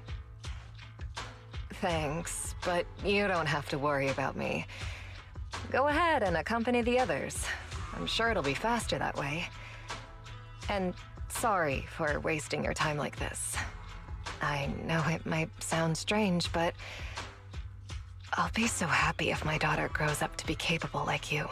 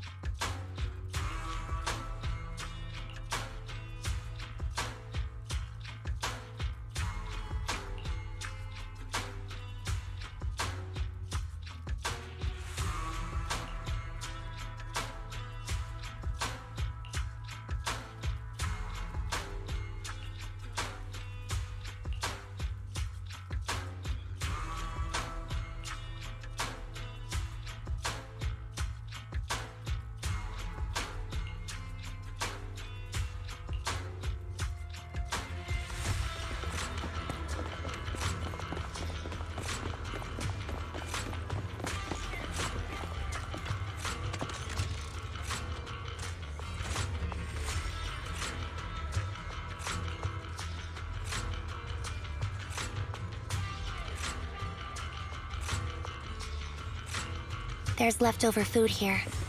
I don't want to imagine what's inside the bag.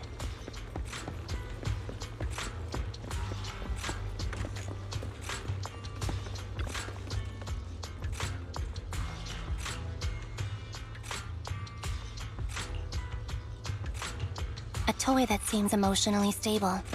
There shouldn't be a ring hidden in it.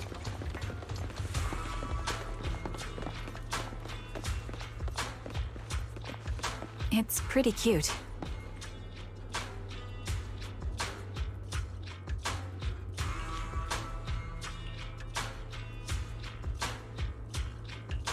It's a fancy lunchbox? I wonder if its owner is safe and sound.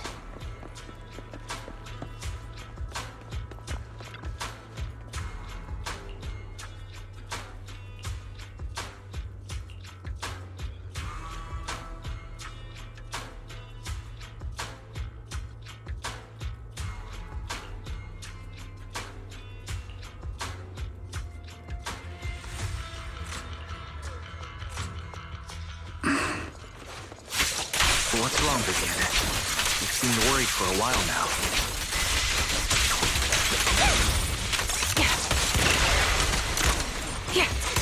I'm worried about Sienna. Her location should still be safe.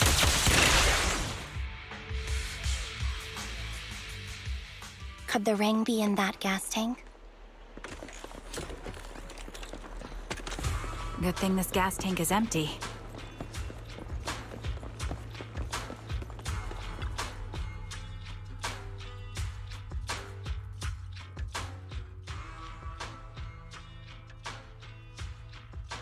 Her vital signs are gone.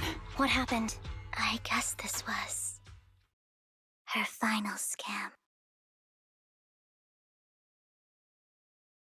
There's one thing I must remind you. Your time is running out. I'm not sure how you can tell, but you're right. I'm going to die in here. That's my plan. I'm very sick and don't have much longer. If I try to get treatment, it'll just be a burden on my daughter. So I scam my way through a bunch of physical exams and managed to take out a hollow corruption policy through Ravenlock Insurance. Once some time has passed, could you please take my corrupted body out of the hollow? That will secure a generous compensation package for my daughter. It's only what the Ravenlocks owe me. A pity, yes. But it's the only way I can squeeze it out of them. What makes you think that will help you? I just trust you will. I'm just awfully sorry you had to get involved in this, but it's something I must do. I have to leave something behind for my girl. I have to give her a chance at life. If it's okay, could you also please pass a message to Mira for me? Tell her, don't worry. Even if Mommy's body is corrupted, withers away, and turns to dust, my love for you will always be there. Thank you. You're a good kid.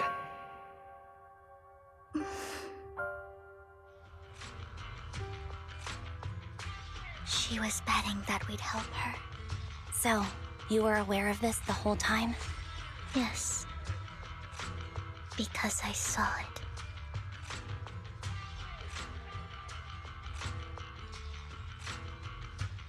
You might not believe me, but I've had this ability to see the future since I was a little girl. But the things I see are always something bad. Plagues, deaths, disasters. That's all I've ever been able to see. It's all that kid's fault! She's seriously jinxed. I always try to avoid her. Otherwise, she'll say something rotten that ends up coming true again. Prophecies, she says. Like she's not the one bringing the bad luck upon us. It wasn't me. I didn't do anything. Sorry. I'm sorry. What good is saying you're sorry? Things like this keep happening every time you open your mouth. How unlucky. She shouldn't be here. Nobody wants her around. If only she would just disappear. I just wanted to warn you all. I'm sorry.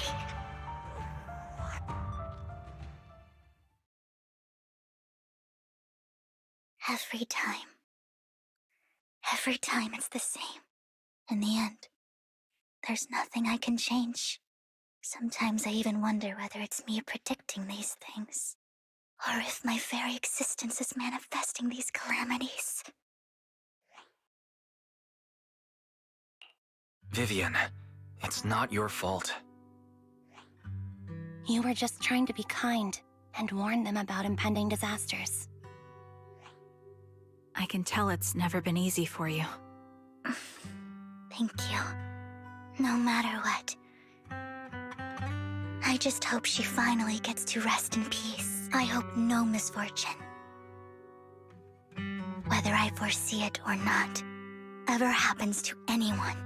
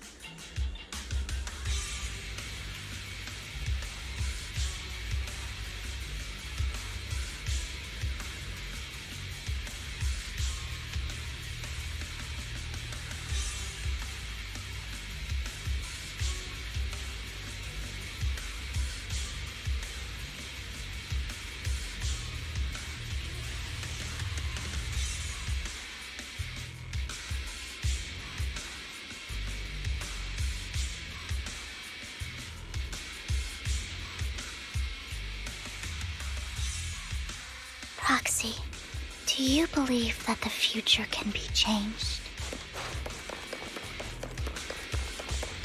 That's quite the sudden question. In my memories, this has happened countless times already. I can only see these misfortunes. Why can't I even have a sliver of happiness?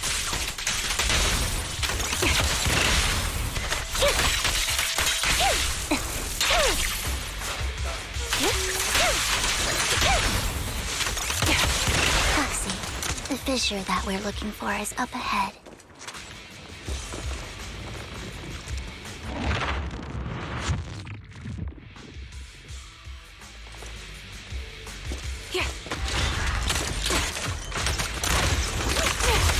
Adjusting for wind.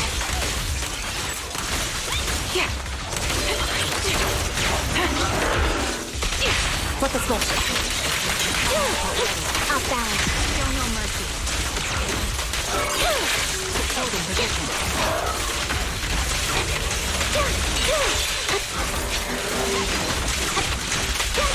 The target's weary.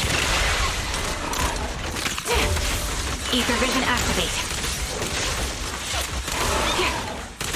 My bullets are one with the wind. I think it's about time. We should take that lady out of the hollow. You guys go on. Thank you. She gave us the intel we needed, so this is the least we could do. I hope everything else goes well for you. Master Proxy, is there anything you'd like to know? You can just ask.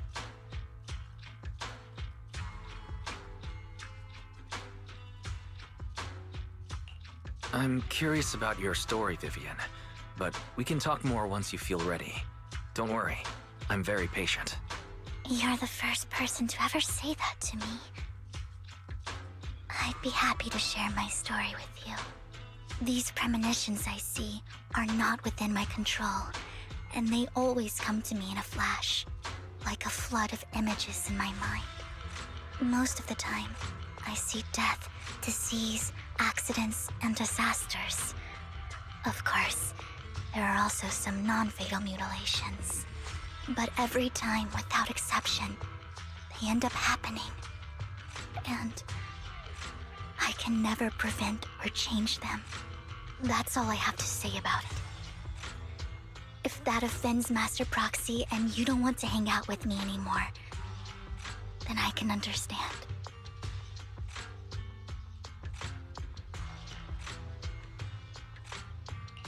Why would I be offended? That's just who you are, Vivian. Besides, we're friends. I've always considered this ability as a curse. It's not a curse. Actually, I think you've been given a gift. Thank you. Really. Well, it's getting late. Bringer's belongings ought to be around here somewhere. Let's take a closer look. According to the previous clues, what Bringer left behind is hidden inside a vending machine.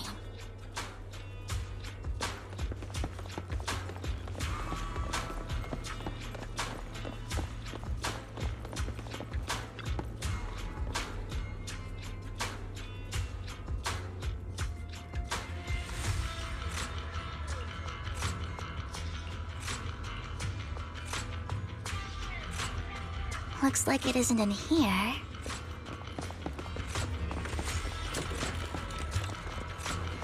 Let's try this vending machine. It might be the one we're looking for.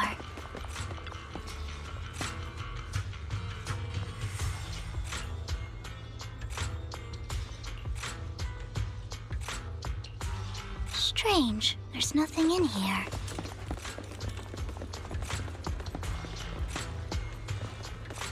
This vending machine looks a little suspicious, too.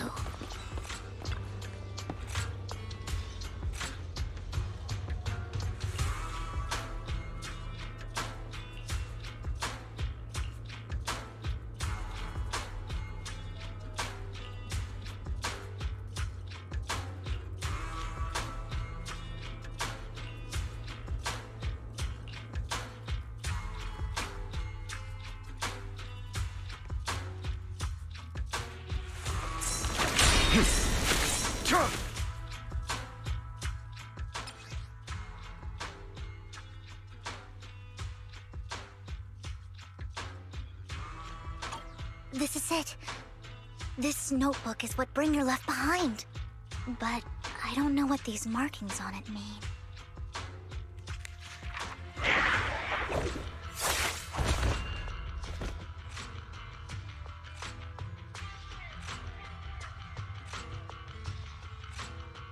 Well, hello, Master Proxy.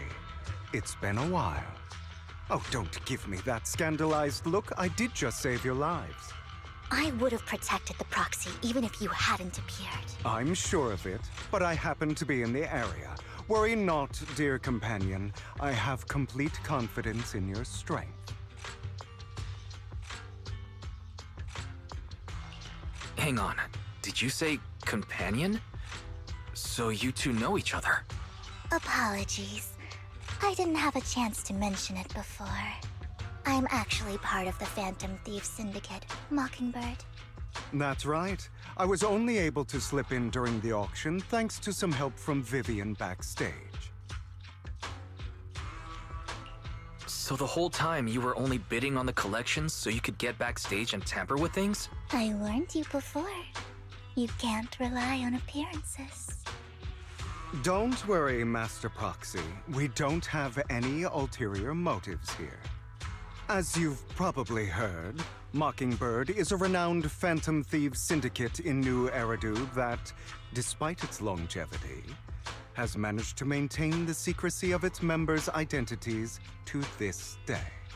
So, disclosing our identities to you is essentially the highest sign of good faith that a Mockingbird phantom thief can show.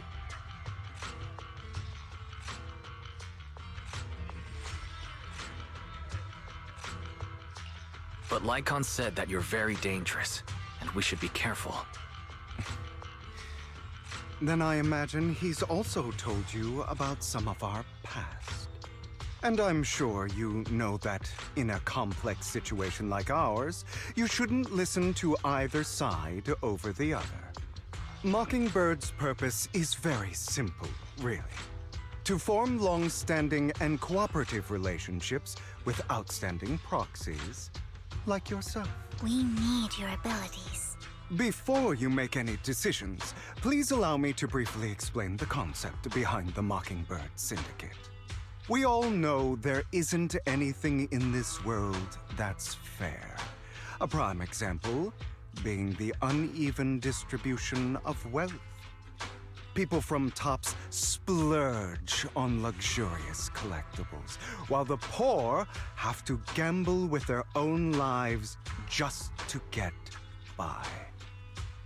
Of course, besides wealth, there's also an unequal distribution in this world of happiness and suffering, hope and despair, love and hate.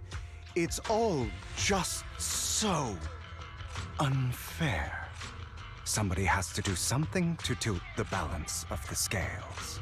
And thus Mockingbird was born. We take from those who have far more than they deserve and give it to those who deserve to have more. If you ask me, that's enough to be considered a form of justice.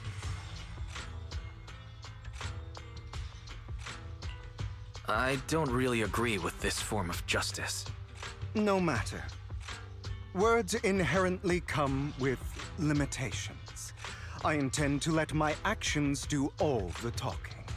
However, aside from these philosophical considerations, we also have a crisis on our hands to deal with.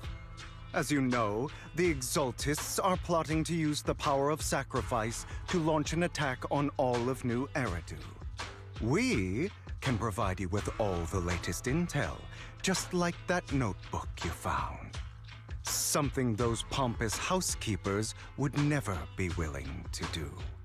And the most crucial part of this whole game, the sacrifice core, is currently in my possession. I think that makes this a highly competitive deal. We share the same goal for the moment, stopping the impending disaster from playing out.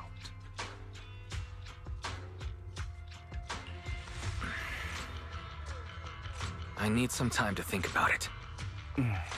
How about this? If you still have misgivings about our upcoming cooperation, then why don't you bring Lycon along with you? He's got the support of the mayor's office behind him, and his presence alone is enough to keep me in check. That would put you more at ease, right? Of course, you're welcome to bring some other friends along, provided they aren't from public security or HSO.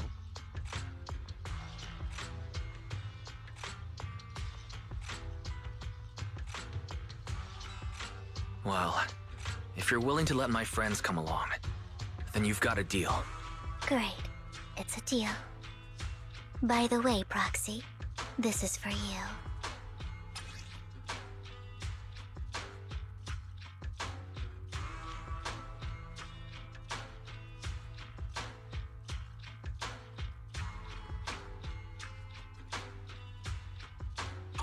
Consider it a souvenir commemorating our first time working together. For now, we'll carefully look through the contents of that notebook. I'll contact you if anything comes up.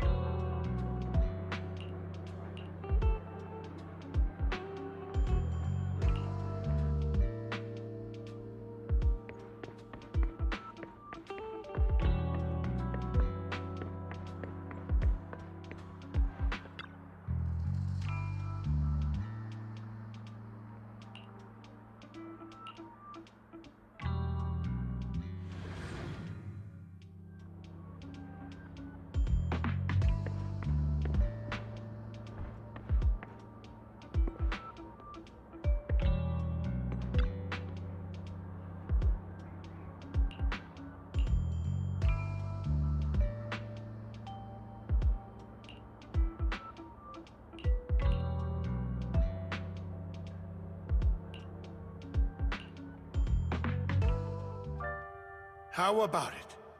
Will you work with me? Not bad. Let me be honest with you. I have the sacrifice core that you're after. I am Mockingbird. So it's you. I never thought you'd be so bold as to come see me alone. Relax, my friend. As you know, if I can sneak into such a heavily guarded auction, then naturally, I can just as easily slip away right now. I'm here with the sincere intention to seek cooperation. I can give you that sacrifice core. And what do you want in return? Wealth, glory, power. The things everyone else in the world wants, I want them too. And I'm confident that as the current heir to the Ravenlock family, those are all things you can give me. Then you've certainly come to the right place. My family is working on a big project. If things come to fruition, Ravenlock's status in Tops will significantly improve. At which point, I'll be sure to leave a spot for you. Naturally, as an outsider, you're precluded from handling any of our core business. But profits from the scraps alone will be enough to set you up for life. Mr. Hartman, I think you've misunderstood me. I have no intention of joining the Ravenlock family. In fact, I have an art gallery under my name that does pretty well for itself. I was hoping you could recommend me for Tops. You want to join Tops? That's easier said than done. Even for a family like ours, it would still require significant effort and... Just answer me yes or no. I don't think either of us can afford to waste time. I understand. Yes, you have my word. But in exchange, you'll have to give me the sacrifice core first. I'm sorry, but I'm afraid I can't. I've already hidden it somewhere safe, a place nobody else but me knows. You don't want to put all your chips on the table when dealing with Tops. I know that far too well. Then that means I also need to keep an eye out when working with the infamous Mockingbird, right? Mr. Hartman, I should remind you that I stand before you undisguised. Coming from a phantom thief who's never publicly revealed his identity, shouldn't that be sufficient assurance? If I betray you, then you merely need to lift a finger to wipe me from the face of this world. You do make a valid point there. In that case, you have a deal. I appreciate your trust. Why don't we celebrate our new partnership with a toast?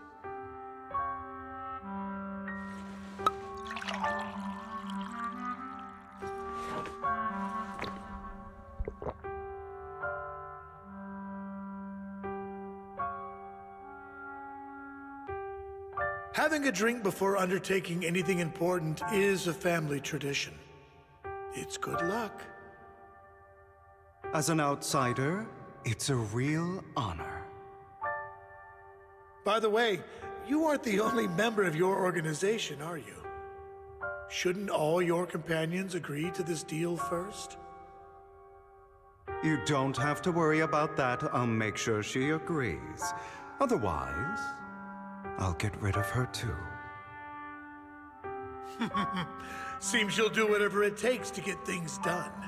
Great things lie ahead for someone like you. All right, let's leave it at that for today. I'll contact you about what to do next.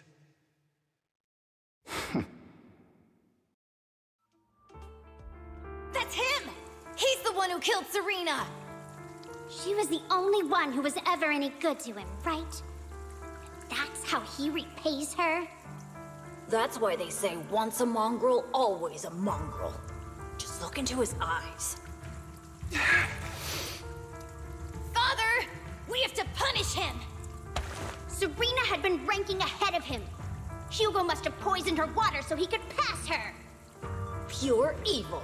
Typical for an impure bloodline. He should have been kicked out ages ago. Hugo, did you do all this? Yes, it was me. I killed her. He admitted it! Father, he must be expelled. He has no right to live under the same roof as us. Why don't we reunite him with Serena then? Nobody would ever know. Hugo, well done. My children, how many times have I told you before? In this world, only the most ruthless, cruel, and unscrupulous of people ever make it to the top. Like Hugo here, who was willing to murder his only true loved one without a second thought. Only someone with the means and the gumption to do that is qualified to be my heir. But I...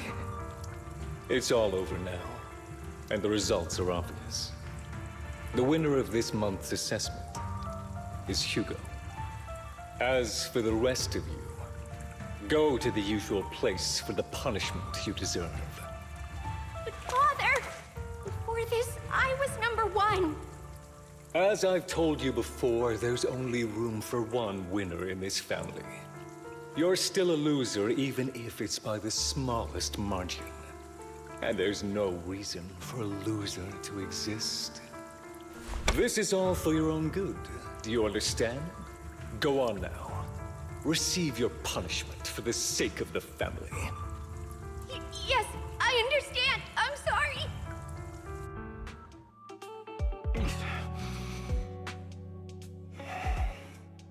That really brought up some unpleasant memories. It won't be long. Soon, it'll all be over.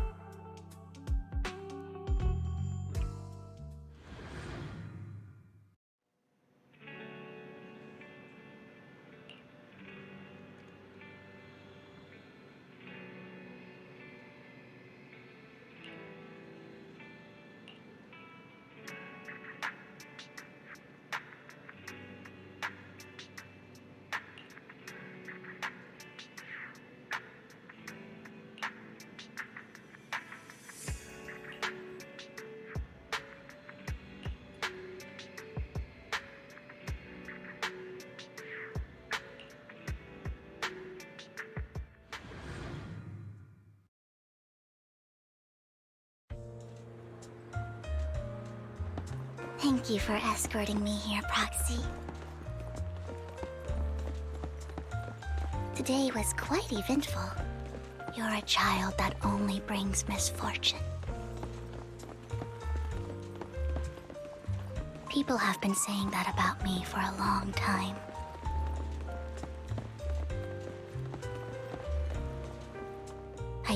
Why do I only predict suffering? If I could predict happy things, joyful things, would people like me a little more?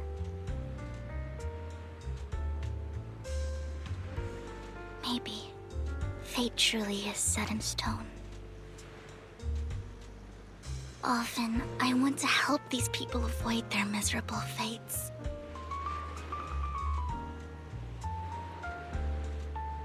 For a time, I even thought that I was successful, that I could change people's destiny.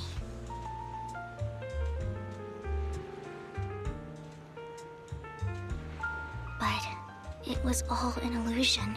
In the end, I couldn't do anything at all.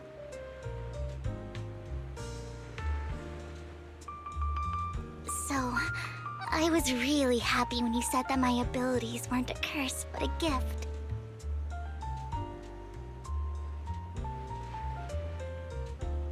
Thank you, Proxy.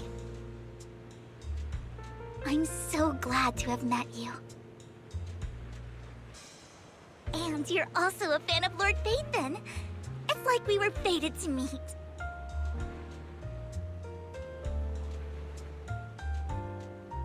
I don't know why, but I feel completely at ease when I'm by your side.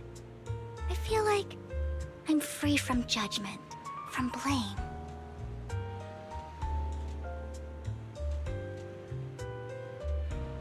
Like, I don't need to worry about anything, and can just be my own true self.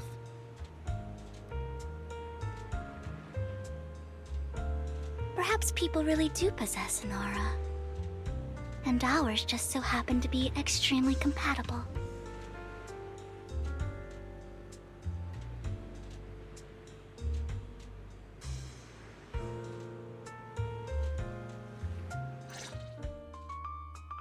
By the way, you asked me before about Hugo. I don't really know much about him. He rarely ever talks about his past. But judging from his eye colors, you can guess he's probably the bastard son of a renowned family. I think his mother was very worried about his different colored eyes, and even wanted to get rid of him at one point.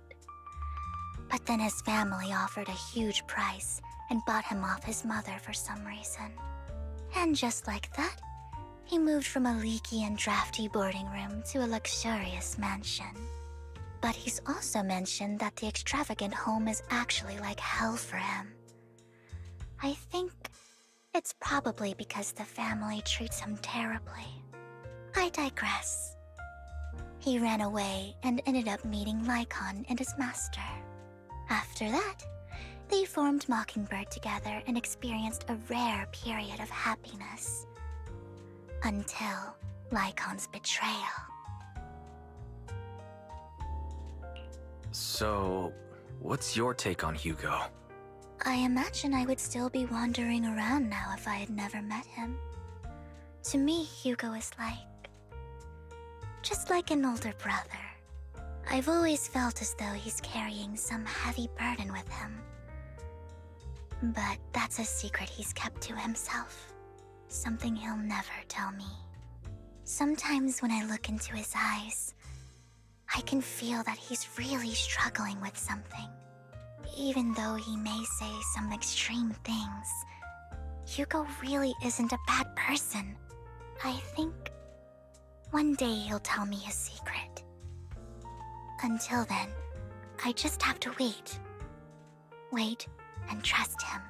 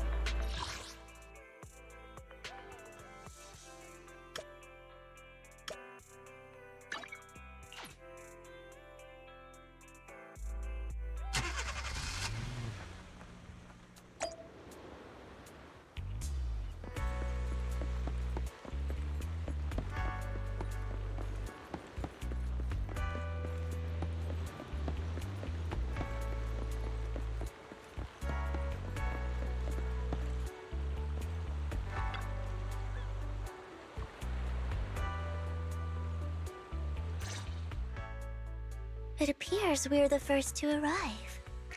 I thought we were running late. This might sound weird, but it's nice to think about getting to work with you from now on. I don't really know why that makes me feel so happy. Oh, it's because we're fellow fans! Anyone who likes Lord Phaethon can't be a bad guy. You're right. Of course, Lord Phaethon is the greatest there will ever be, but you're definitely the best Proxy I've ever met in person. Hugo told me before that you're really skilled, and he said we'd get along great. I never expected he'd be so right. Oh, by the way, would you like to come by my place if you have time later? I have a huge collection of Lord Phaethon merch. Phaethon, Lord Phaethon doesn't have any merch out there, right? I mean, we don't even know what he looks like, for starters. It's all my own original merch, like screenshots of old internet comments. I print them out and turn them into postcards. Plus the avatars Lord Phaethon's used, the music playlists they recommend. I've organized it all. I'd love to show it all to you if we get the chance.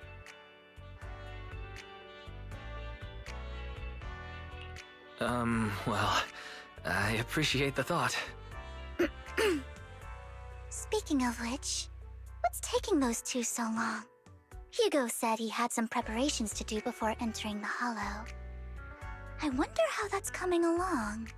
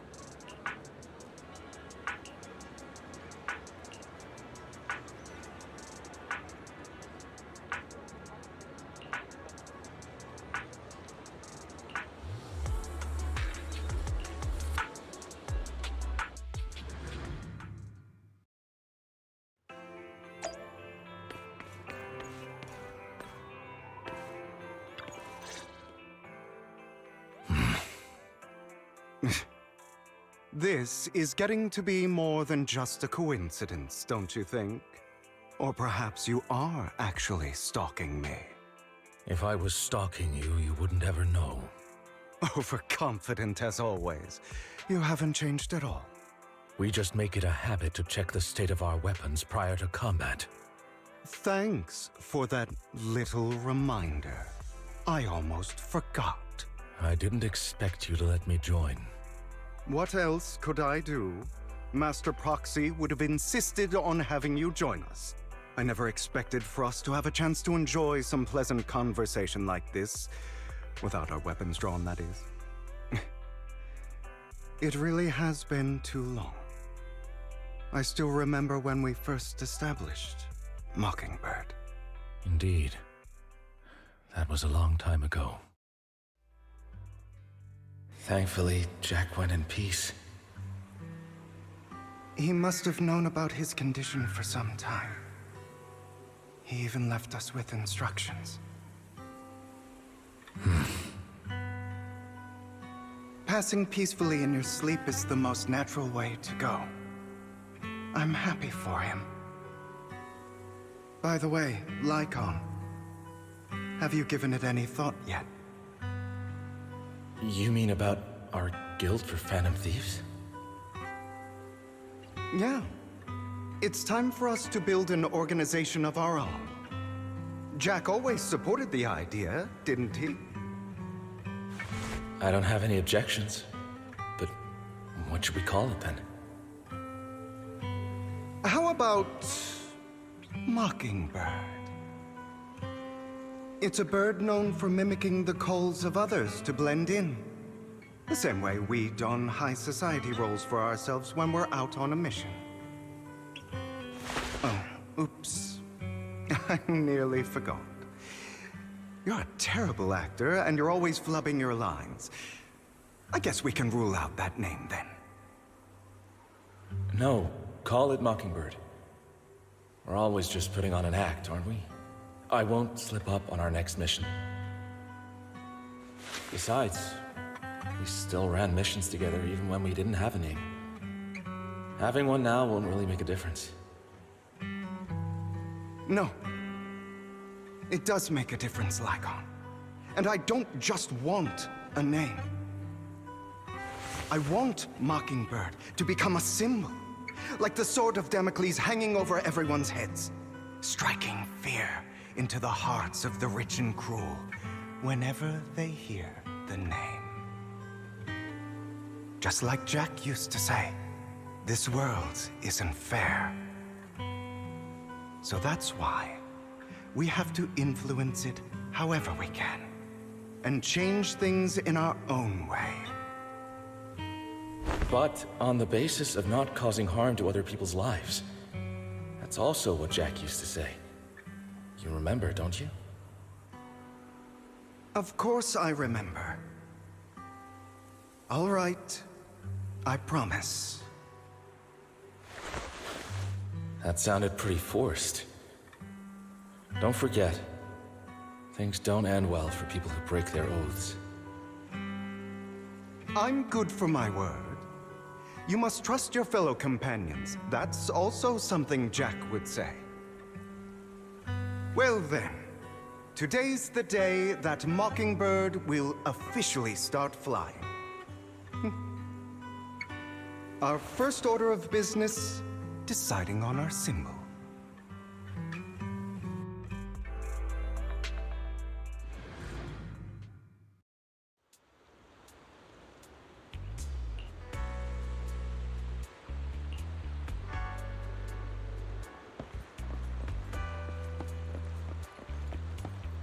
Looks like we're all here. Hugo?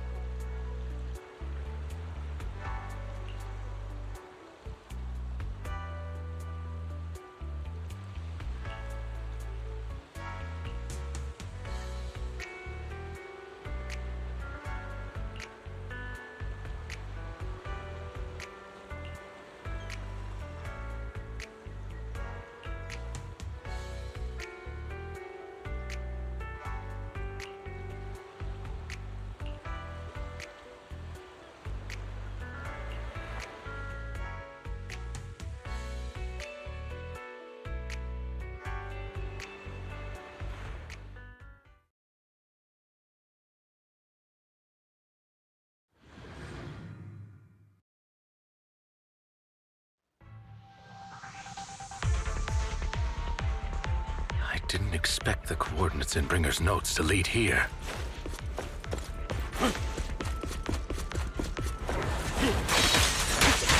Oh, are you familiar with this place? More familiar than you, it seems. Proxy, if they're being too noisy, then I take action.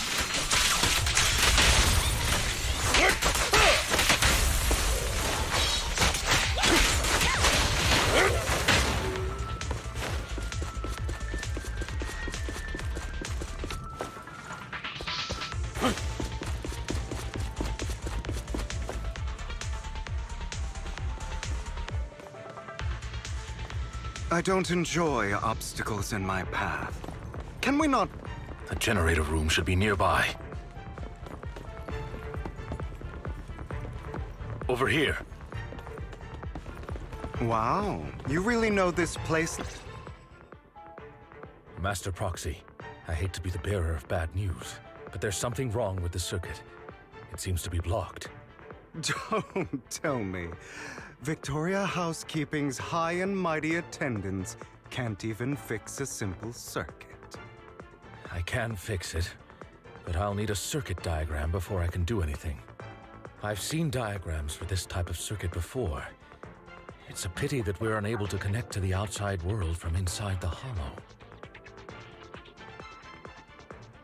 Just leave that problem to me. Wise, I just sent an image of a circuit diagram to you. Have a look. Thank you very much, Master Proxy. Now then, let's start repairing this circuit.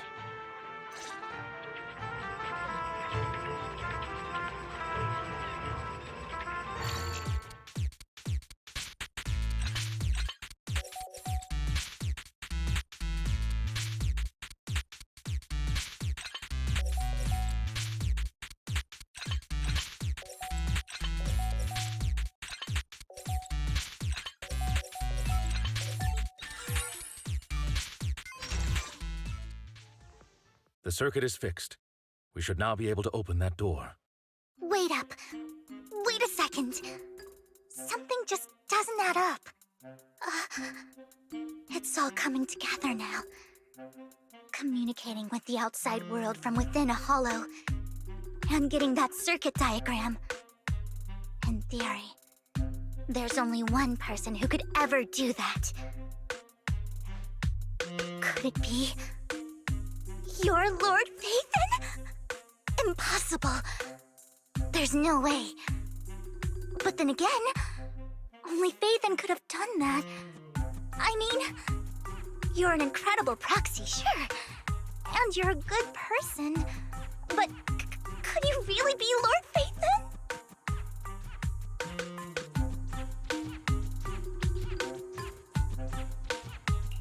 Sorry, no. You've got the wrong person. Really?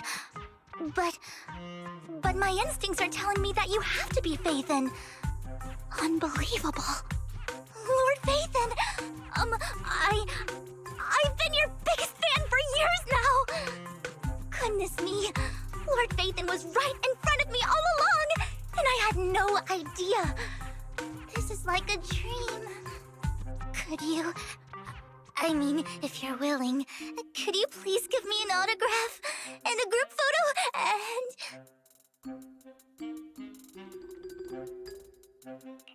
and... Anything you want, but let's get out of the hollow first, all right? Oh! Okay, sorry. Guess I got a little too excited.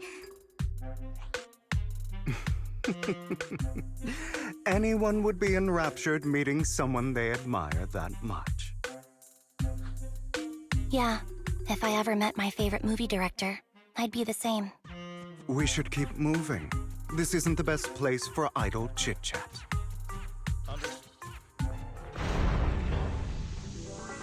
The door's finally open.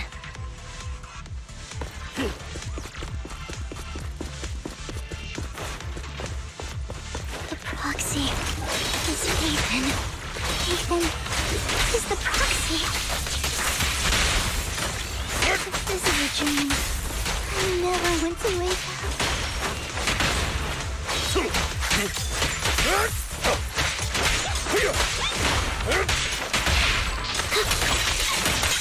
The fissure over there should lead to our destination.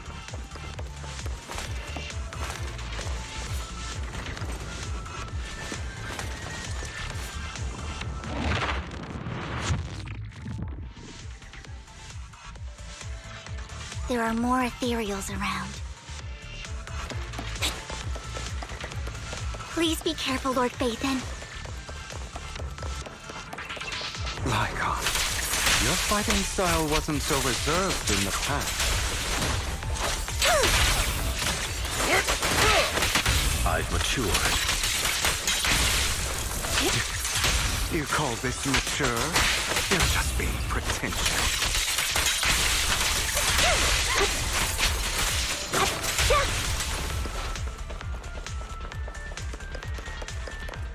A difficult foe, that one.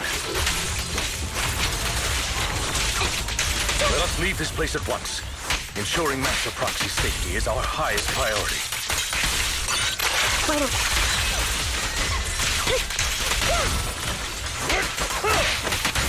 I won't let anything happen to you, Lord Phaethon.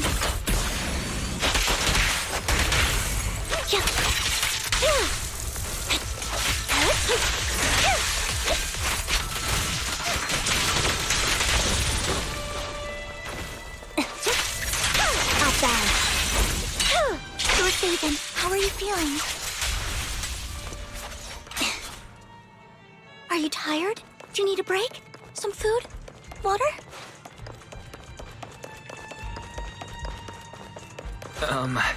Thank you for your concern. I'm fine.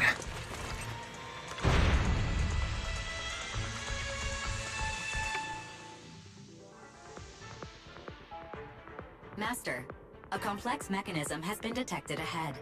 To pass through, you need to activate all 3 smaller mechanisms. Suggestion: split up and handle them simultaneously to save time. So, we have to head to 3 different places to crack this thing. Huh? We're splitting into 3 groups? In that case, I'll protect you, Master Proxy! I can take care of one myself. That leaves the last one to me, then. You should go with Hugo. What's that supposed to mean? We get along just fine, don't we, Miss Cunninghair? I don't know what's going on with you two, but you've been bickering the whole time. It's annoying. This is a good chance for you guys to build some rapport.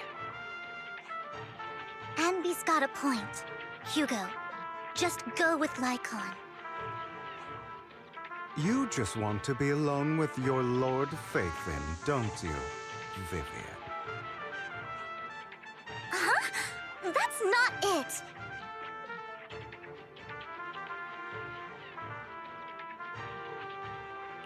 All right, sounds like a plan. It's all decided then. If Master Proxy says so, then sure. But, Lycon, you better not slow me down. I really want to recommend you two some movies for a crash course on teamwork.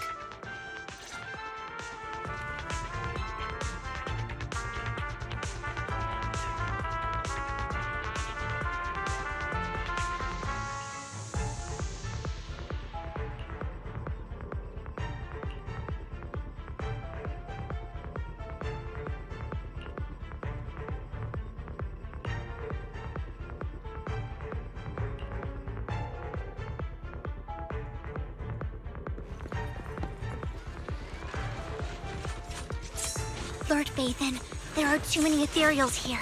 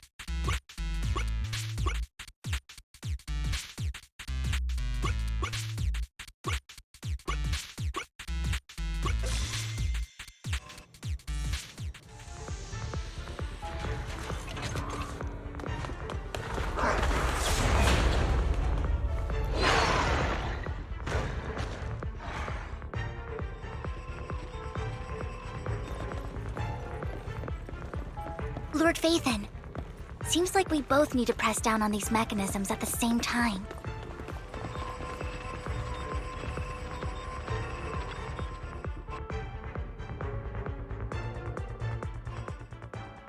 Sure enough, Lord Phaethon and I share a deeper connection. Sorry. I hope I'm not being too forward. Goodness me. Somehow I'm fighting alongside Lord Phaethon. It's like all my dreams are coming true. I'm going to wake up any second now, aren't I?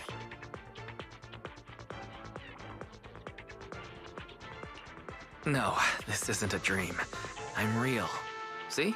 You can even hold my hand.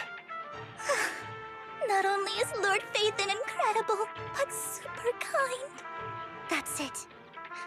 I pledge to be a die-hard Lord Phaethon fan until my very last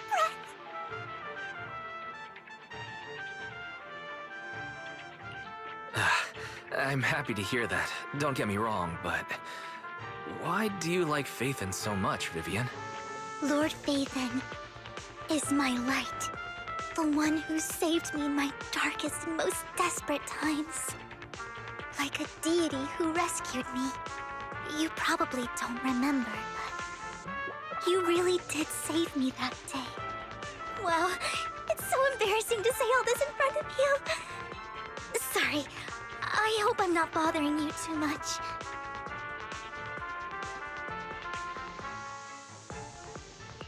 No, you're not a bother at all. Thank you for your loyal support. I should be the one thanking you. Just being able to see Lord Phaethon makes me the luckiest person in the whole world. Sorry to keep babbling like this. I wonder how the others are doing. I'm sure Anby will be able to manage. She's great at this kind of stuff. But as for Hugo and Lycon, let's just hope they don't get into a fight with each other. There are too many ethereals here.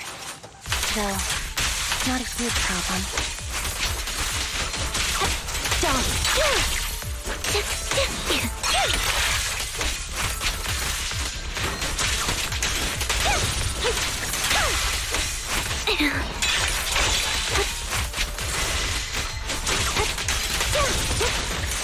Right over there.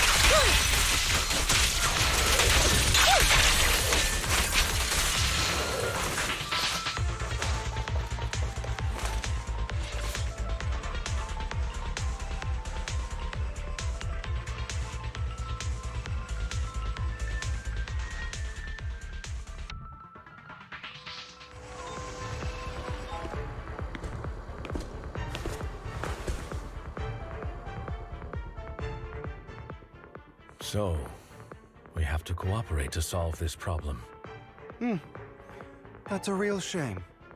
I have no intention of arguing with you right now. Master Proxy and Miss Vivian are elsewhere, and we must rendezvous with them post-haste. What a coincidence. That's exactly what I was thinking. Just this once, we should trust each other. For the Proxy. I have no objections. Very well. Then you'd better keep your word. I know you've never fully trusted me, Lycon, even before it all fell apart.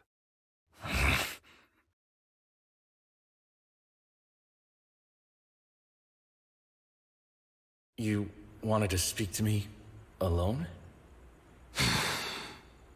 I know you and Hugo are as thick as thieves and don't hide anything from one another. But you can't tell him what I'm about to tell you. Did something happen with him? Hugo is an intelligent and gifted child. He learns everything I teach with ease. In time, he'll grow beyond me. Reach a place where people will marvel and look up to him as a beacon. Yeah. As much as I hate to admit it, he always picks things up just a teeny bit quicker than me. But none of that matters, because I can overpower him easy. I don't think being gifted is a good thing for him. What do you mean? He bears a dark and painful past. What he was taught, the hatred he was faced with, everything he picked up. It's all become an integral, inseparable part of him. I believe that beautiful flowers can blossom even in the darkest abyss. But the roots of that flower would draw from evil instead of good. Hatred instead of love. It's a curse that flows through his lineage. The curse that fate branded him with. I've seen far too many people like that throughout this long life of mine. They struggle with this curse their whole lives, but they all end up failing in the end.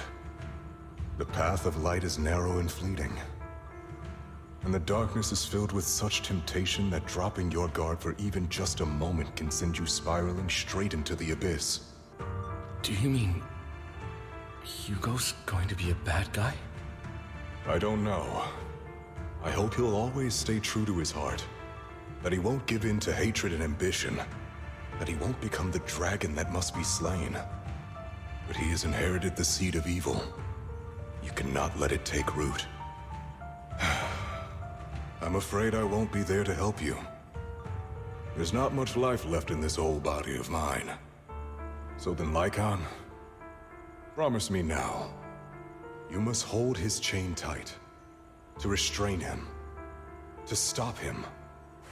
And when necessary, to choke him.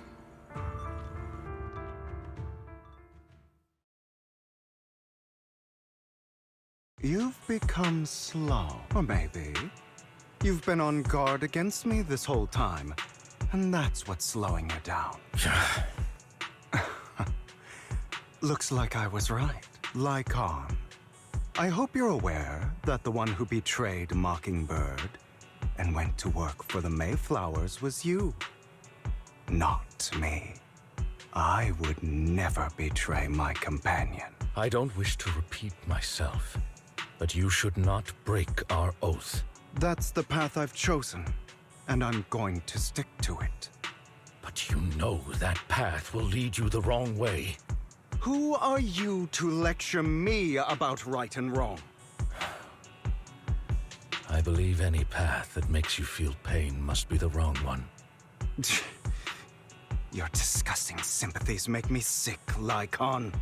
There's only ever been one person who can kill me or save me, and that is me.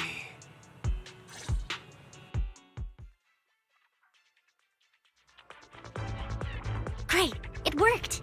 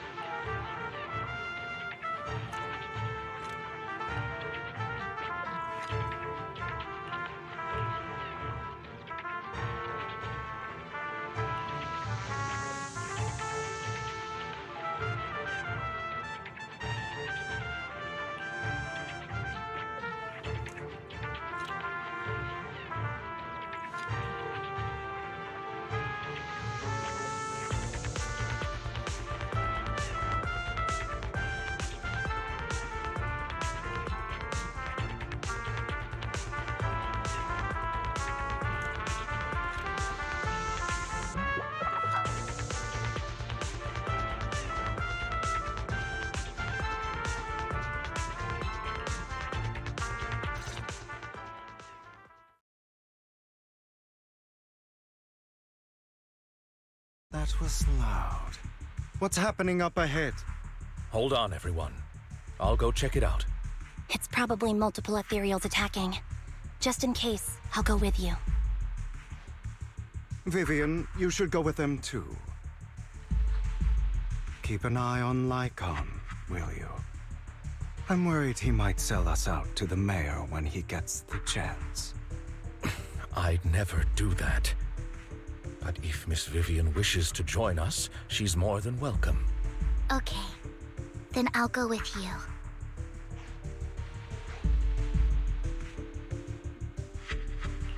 Why do you look so nervous? I've spent so much time by your side already. I need to get away from Lord Phaethon for a little bit, or I might die from this overwhelming happiness. If that's the case, Miss Vivian, feel free to come along with me. Okay. All right. So, how does it feel to be worshipped, Lord Phaethon? You had that figured out a while ago, didn't you? Sharp as always.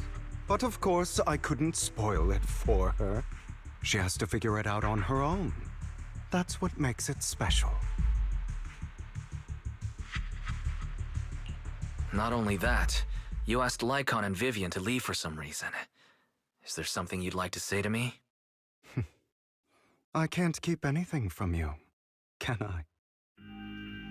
I've always treated Vivian like my own little sister. Maybe it's just a coincidence, but she looks a lot like Serena. I think I mentioned it before. Serena was my half-sister. She passed away a long time ago. Vivian really likes you, whether you're Phaethon or just wise. Of course, I also have a lot of respect for someone like you. Strong, fair, and genuinely kind. So I hope... I beg you, please keep her safe. Hang on. What's that supposed to mean? Think of it as the last bit of conscience I have left. A kid as pure as her. She should stay alongside someone who walks in the light. Like you. Not even Vivian can agree with all my beliefs. One day we'll go our separate ways. Your beliefs? What do you mean exactly? You probably heard from Lycon. We swore an oath when we started Mockingbird. We swore to use our own hands to right the wrongs in this world. But never, under any circumstances, would we take another human life. I stayed true to my words. Until my father, the man I hated, stood right before me. I could have ended his life easily, but I hesitated. I remembered that damned oath and their repeated attempts to convince me. I didn't do it. Because of that, innocent people died. All because of him. If I'd killed him first, then none of those tragedies would have happened. People like him don't deserve to live. After that, I realized sometimes taking one life really can save countless others.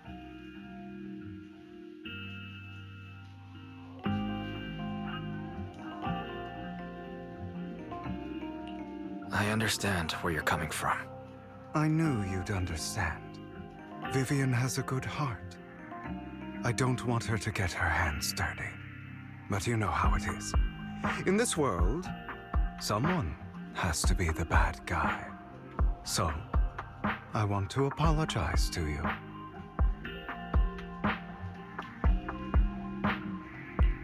Why apologize all of a sudden? You're incredibly strong, kind, capable, and really, really lucky.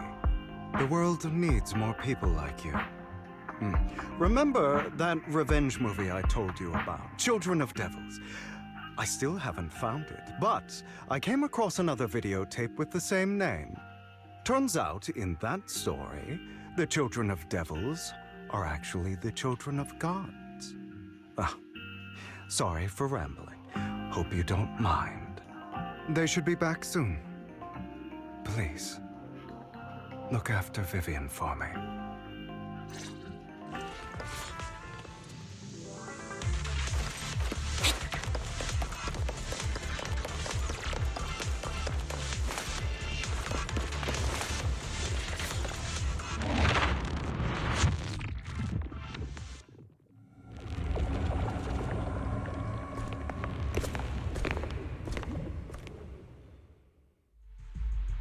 What is this? It looks like a cocoon. Careful, everyone. If I'm not mistaken, that's a sacrifice in there. It appears to be in hibernation. We don't know when it'll wake up. If it does wake up, we'll be in serious trouble. Wait, those spots Bringer marked in his notebook. Are you saying each one might have a sacrifice like this? That means There must be at least a dozen of them. And that's only counting the ones we know so far. These sacrifices may still be hibernating, but the fact that there are so many of them out there is terrifying. The Exaltists must have a way to revive them. And that's not all. These sacrifices can exist outside the Hollows. If they make their way into populated areas... I'm afraid it will lead to a catastrophic disaster likened to the fall of the old capital. That's almost certainly what they meant by vengeance against all New Eridu.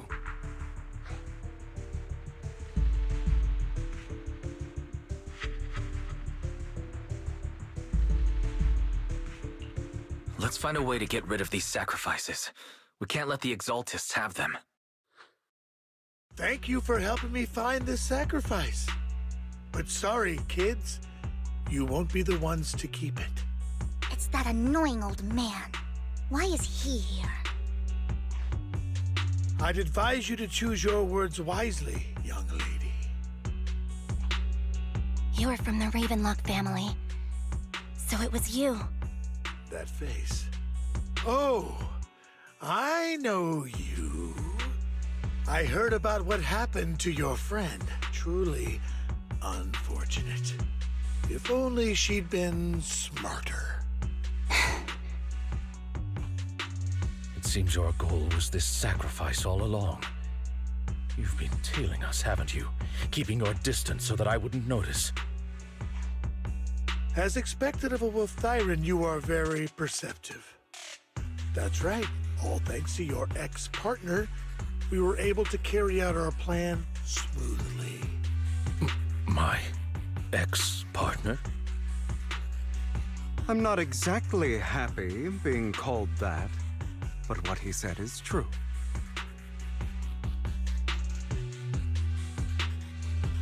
Wait, Hugo, what do you mean? I made a deal with Mr. Hartman in advance.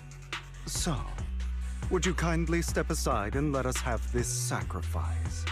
Of course, you can choose to refuse, but if you do, then I'll have to take coercive measures.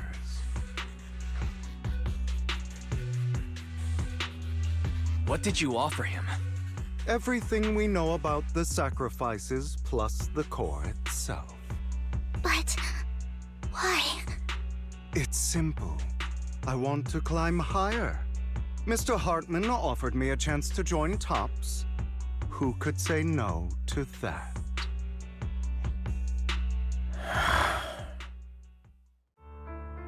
No. Impossible. You promised to help me investigate the Exaltists. You told me the whole point of Mockingbird was to do anything it takes to bring a little justice to this world. Was all of that just a lie? You're just too gullible, Vivian. I also told you, everybody lies. To hide their true intentions, people lie so smoothly, they don't even bat an eye. You... What a wonderful show of betrayal and backstabbing! Bravo! I've got no interest in your little feud. But would you all be so kind as to step aside? My men still have some delicate handiwork to do. To extract that sacrifice behind you. Over my dead body. Hugo, why in the world would you do that? Instead of wasting your time on idle chatter, why not focus your energy on the battle ahead?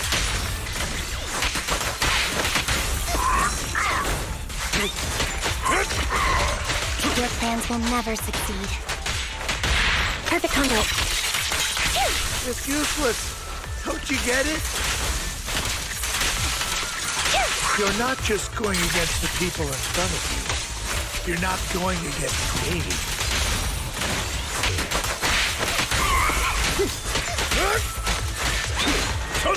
Rather, the entire Ravenlock family, even the whole of Tops.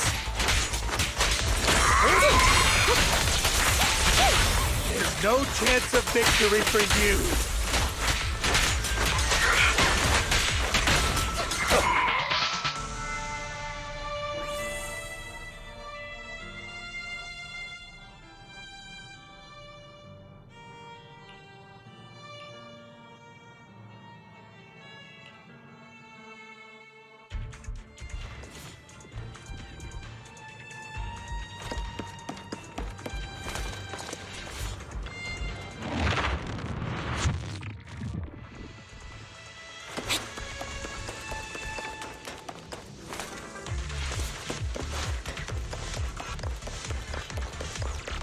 Hugo, don't make a choice you'll regret.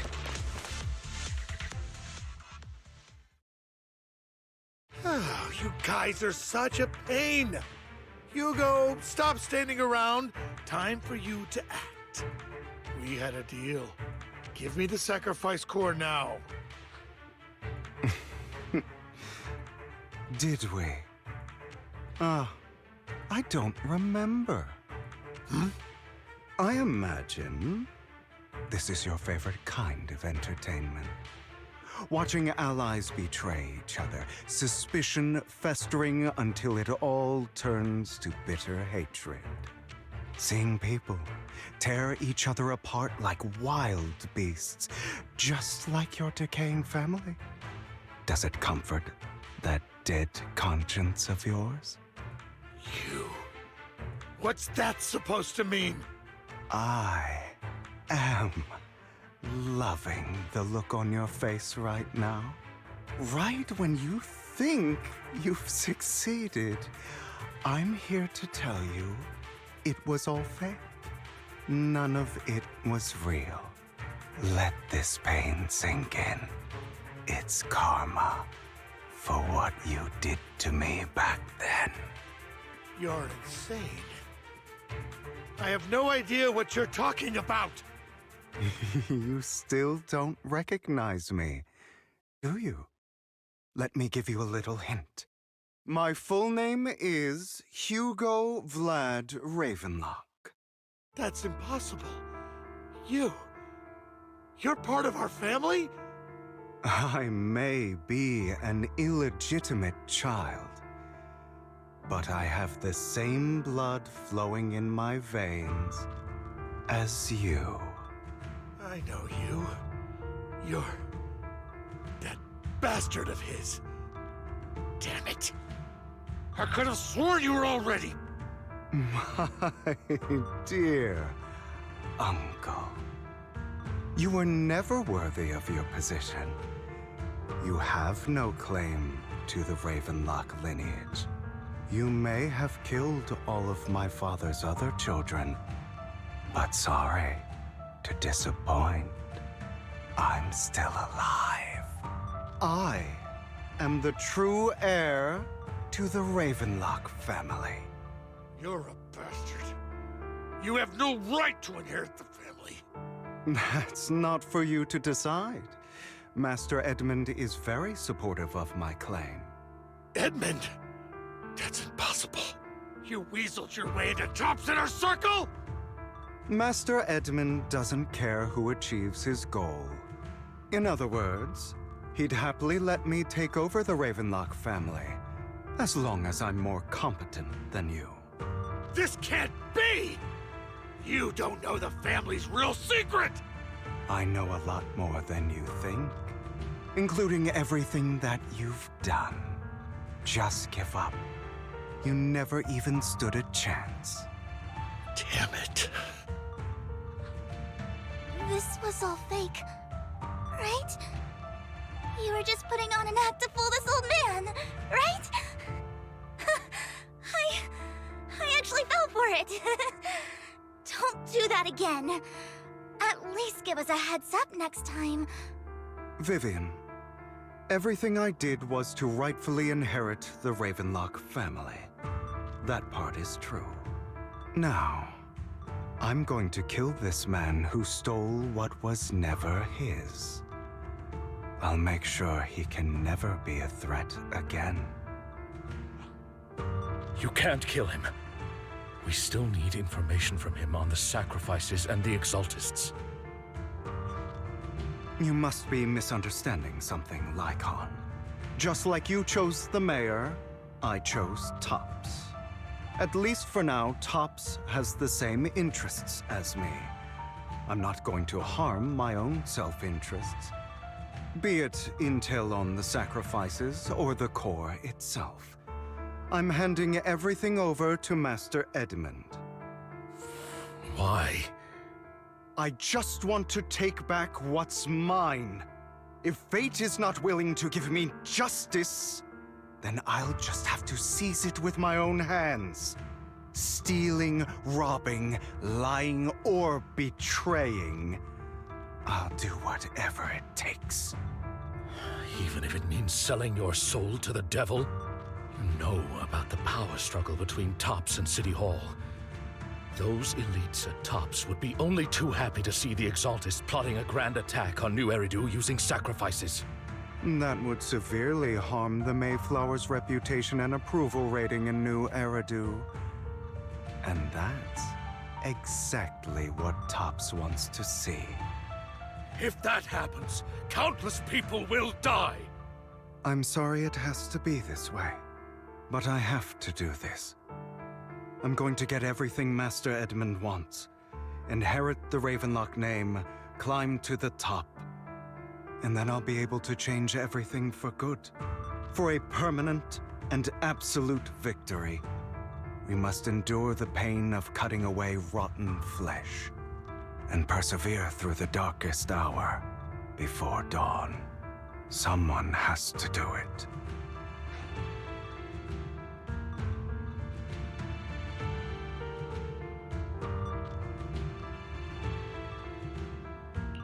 Hugo, it's not too late for you to stop. You can still walk away from this. This is the path I've chosen. Without power, resources, or strength, we can't do anything. Mockingbird is the perfect example. All the talk about using our power to tip the scales of justice and hover over them like the sword of Damocles. It's just a delusion. In their eyes, we're nothing but annoying gnats. Mockingbird has never really changed anything, or saved anyone. Never in the past, not now, and never will in the future. None of it matters.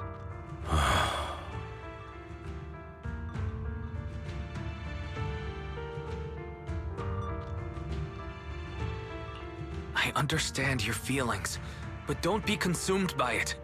Sorry, Proxy. I know what you're trying to say. But this isn't some children's story of a dragon slayer becoming an evil dragon. Sometimes, to slay the dragon, you must first become one.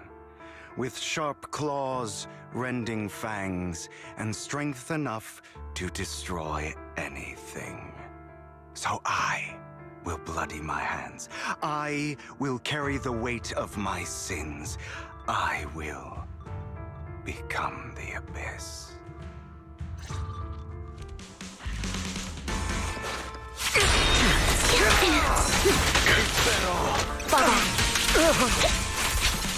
It's about time you kneel.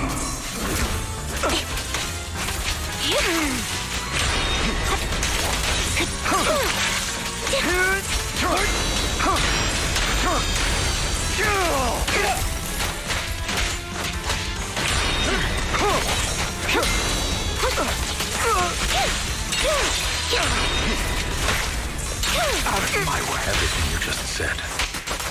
Is that what you truly believe?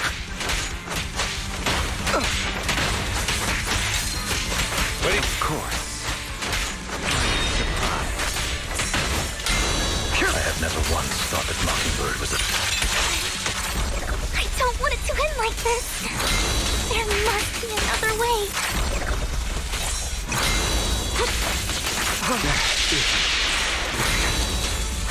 This is the final lesson I'll impart to you. Truth be told, Proxy, I envy you. The world needs people like you.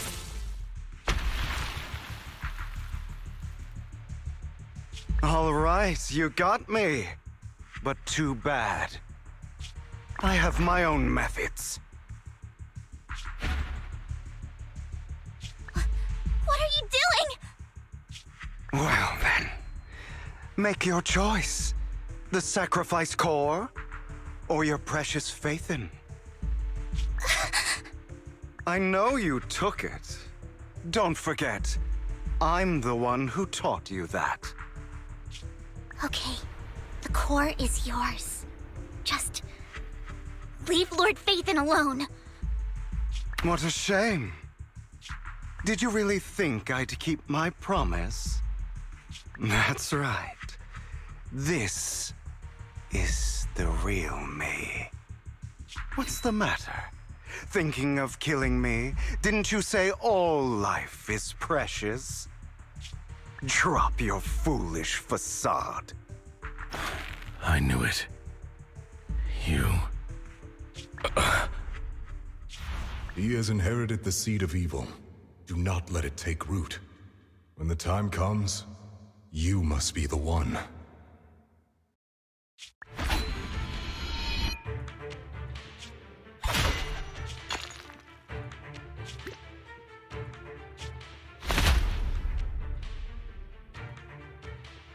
Go on, kill me. If you've got the guts, do it, traitor.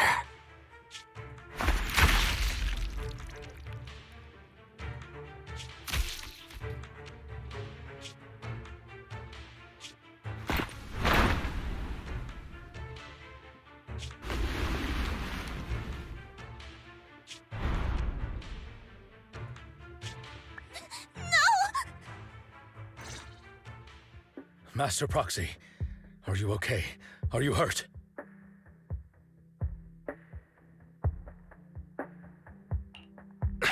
Don't worry. I'm fine. I just didn't expect things to turn out like this. Lord Phaethon, I'm sorry. I had no idea Hugo would do that to you. I'm so sorry.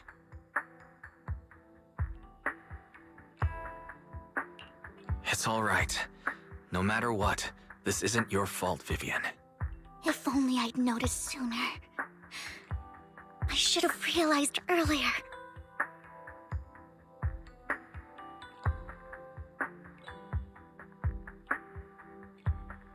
Hugo, he... That's a hollow down there. If you need, I can arrange for someone to go in and search for his body. That isn't necessary. To be frank, I thought you'd hate him for his betrayal, Miss Vivian. I do hate that he's keeping things from me, but all these years, Hugo's been like family to me. I believe he's still with us.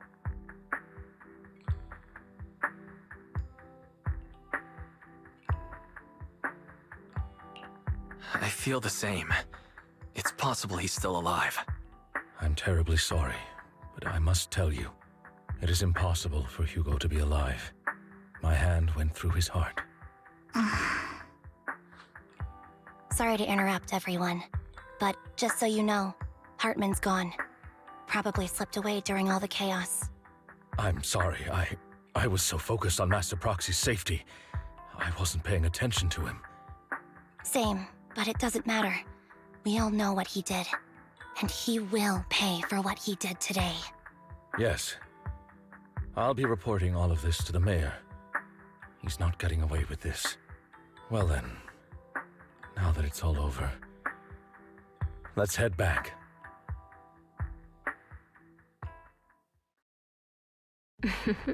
Another obstacle out of the way. She's going to be pleased about this. May the Creator guide us.